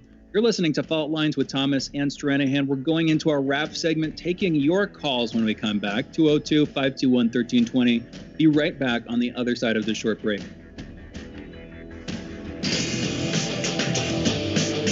Fault Lines. We are talking 24 hours a day, 7 days a week. You are listening. We give you the most essential out of the endless information space. Radio Sputnik, telling the untold. What do we want? News, politics, and culture. When do we want it? Wait, we weren't finished. News, politics, and culture without the red and blue spin. Okay, so now when do you want it? Daily from noon to 2 p.m. Eastern Time. Okay, satisfied now? Never. Tune in to Political Misfits on 105.5 FM in Washington, D.C. and on 102.9 and 104.7 FM in Kansas City, Missouri. Daily for our analytical fix. No surrender.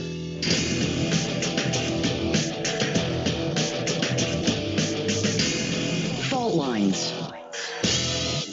And we are back in our wrap segment. You're listening to Fault Lines with Thomas and Stranahan. This is the last segment of the show today, and we're taking your calls, 202-521-1320. Again, that is 202-521-1320. We have Will calling in from Chicago. Will, you're on the line. What's on your mind?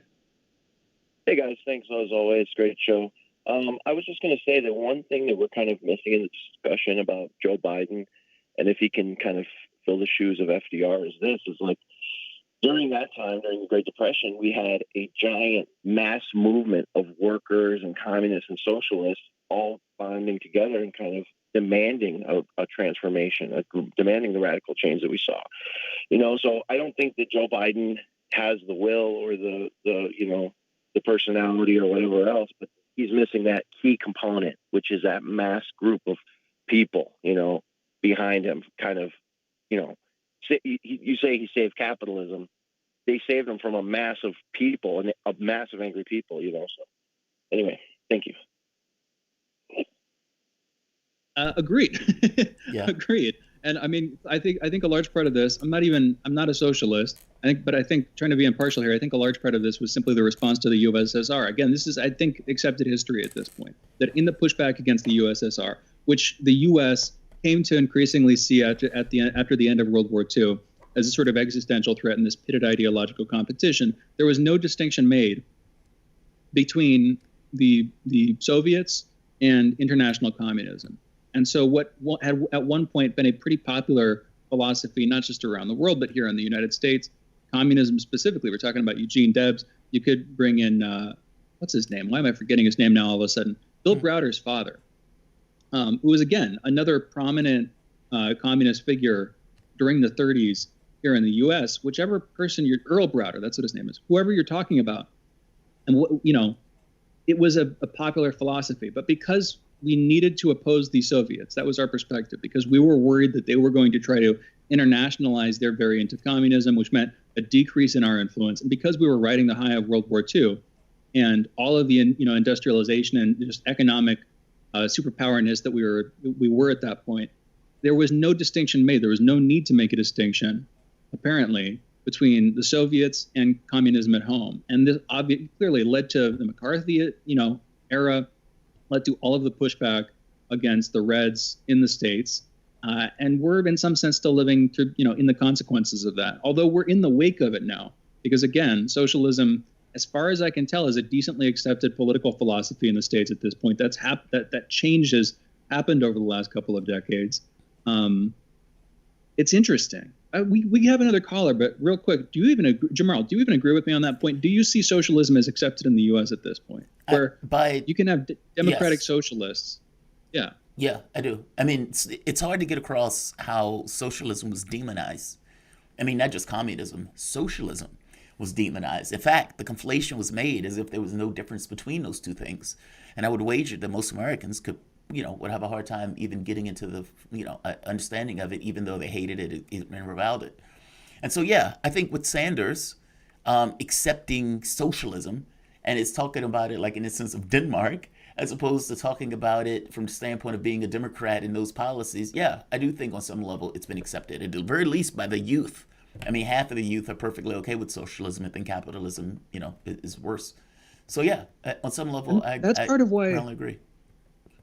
That's part of why Republican messaging is so kind of weirdly off base at this point. And yeah, other people have said this, but the pushback against socialism and the pushback against a sort of radical approach to politics a lot of folks are like celebrating that. And it's not just a fringe wing of, the left at this point. It's like a broad base of the young people in this country, as far as I can tell.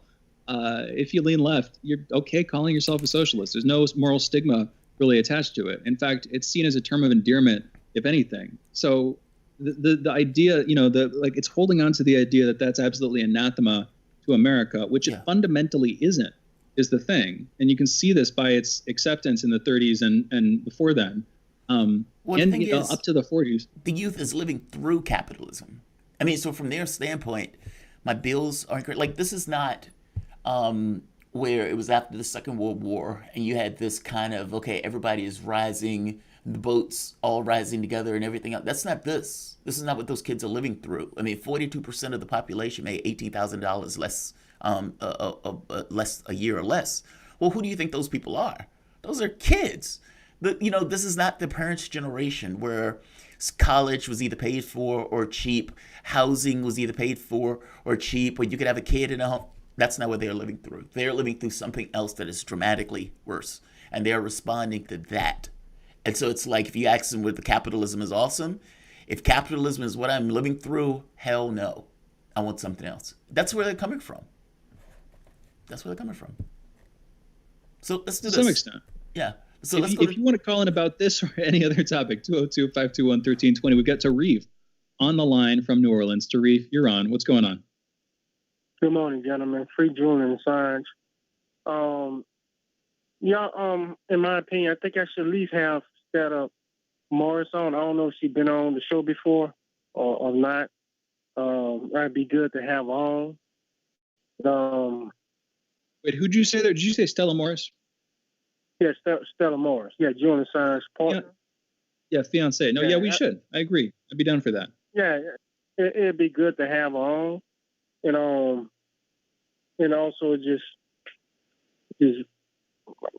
keep on plugging, you know what I'm saying? Just trying to share the news, especially with that Chinese, with the dealing with their 5G and 6G research now. Then that they launched their own cyber currency that's coming out this year or next year, dealing with the yen. That's going to challenge the U.S. dollar. But like y'all say, it's going to take longer for U.S. dollar to be affected by it, But China been holding a whole bunch of gold and silver and copper as well, especially the world earth minerals, since they've been signing these deals in Africa, West and Central Africa, the Congo, and gold all throughout, the African basin. So they got the lock on that, dealing with the minerals, that's what you need to keep a civilization, industrial civilization going. You need minerals. And China got that locked up with Africa. Just saying. Specifically, and specifically with information technology. And when you say industrialized, I know what you mean by that, but it's not even post-industrial, because I don't actually think that exists. I don't know what the heck that would look like unless it was simply reverting to some previous order. But, with high technology, whatever we mean by that, whether we're talking about smartphones or semiconductors, you need a variety of resources, including what you're referring to, including rare earth minerals, which China has apparently in abundance, but which you can also find in Africa. That's going to be it's a good thing to bring up, Tarif. And thank you for pointing to that.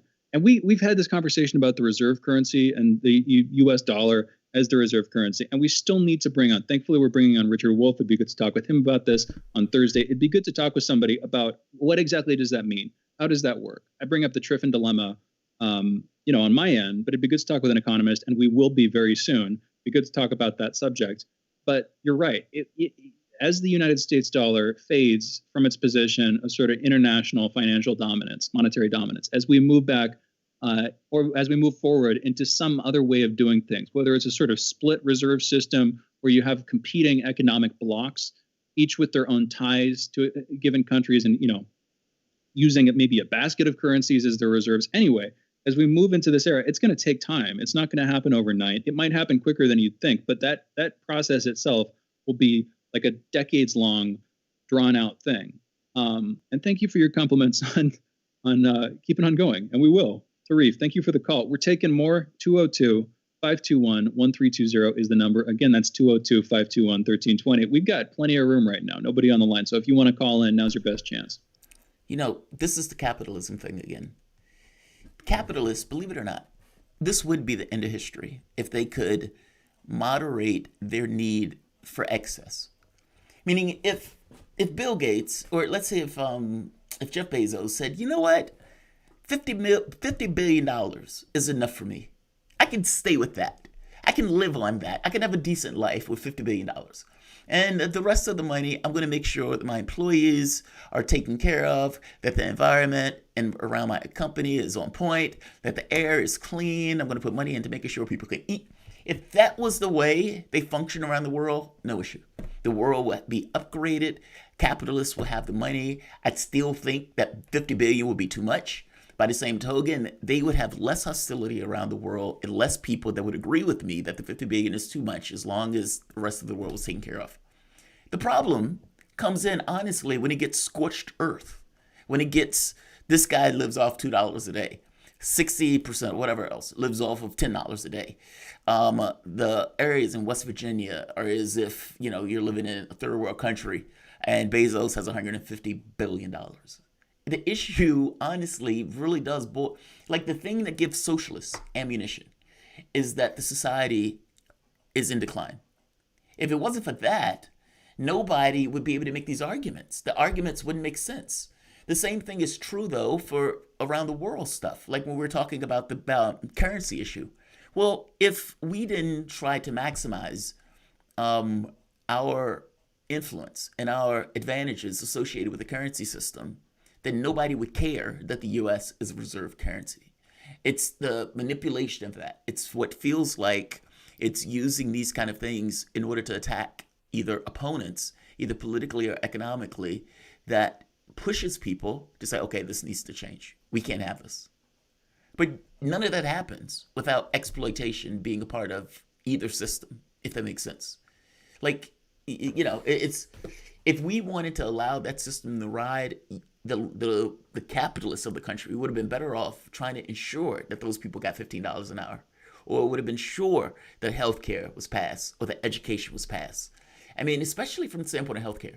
If this country had Medicare for all, you would think that it would be in Walmart's interest, Amazon's interest, to not have to pay for healthcare, especially in competition with other countries around the world where the state covers the healthcare. And yet, that's not the way it works. I've had conversations with people abroad. They're like, I don't understand why you guys do capitalism in the way that you do capitalism. And I was like, I don't either. And these are people from like Denmark. You know what I mean? The country of these countries that higher level of happiness in regards to the people who work there, and higher level of monetary payment. I mean, there are people at McDonald's in Denmark that make more than people who are like secretaries here in the States. So we need to change this. And I this is a good question to get over Richard Wolff, but I would make the case that said Richard Wolff only exists because you have the situation where capitalism is basically raping its users. Well, if it wasn't that way, and if that wealth was more appropriated across the society, Wolff wouldn't get any airplay. Sanders wouldn't get any airplay. He'd still be the Congress member that's, ignored, sitting in the halls of Congress on the side somewhere as an independent. So that's my thought. And maybe that means they want capitalism to continue to exist in its current form so that they can continue to exist in theirs. And I don't actually believe that. No, I'm being a little bit facetious. We got to close it out, so I don't really have enough time to respond. But I guess the problem that I have with this is that too often this stuff gets caught up in people's identity. And so whether there are changes made or not, and it's inevitable, politics becomes your identity in an increasingly political society. Whether you make fundamental changes, whether you make things better or not, it's like the same level of pushback, and it's an unformed thought. We got to close it out, so we don't have time to really get into it. Anyway, you guys are listening to Fault Lines with Thomas and Stranahan. We will be back tomorrow with another edition of this show. Have a great day, folks. Signing off. See you on the other side.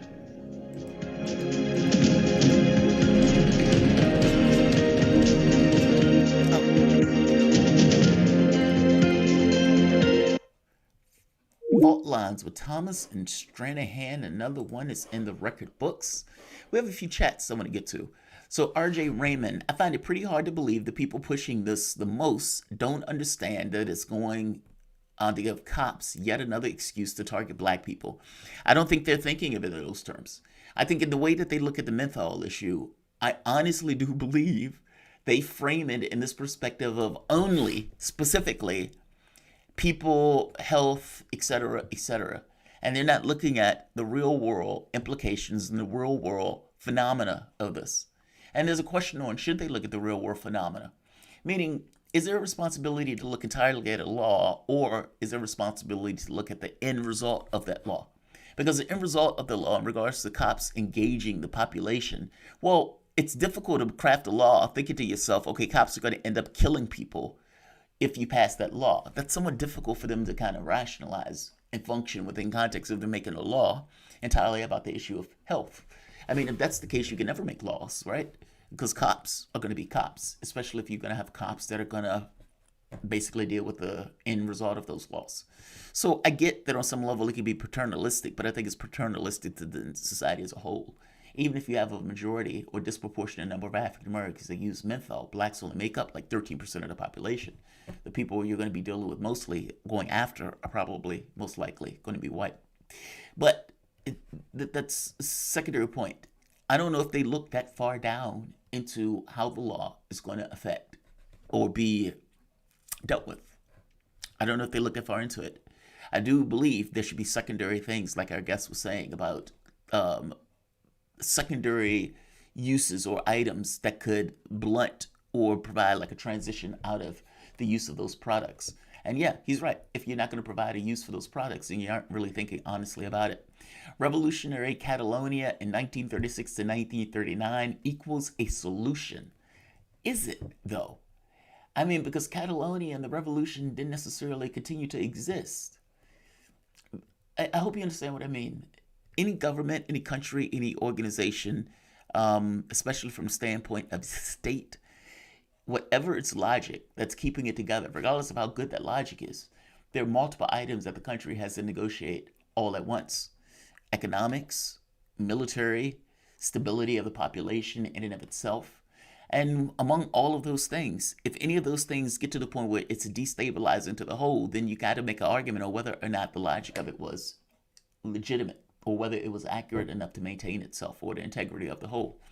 Well, I mean, I think this about France, revolutionary France, or if you want to say revolutionary Catalonia. It's not so much that the ideas were bad, it's that those ideas needed to be ensconced in a system that can protect those ideas.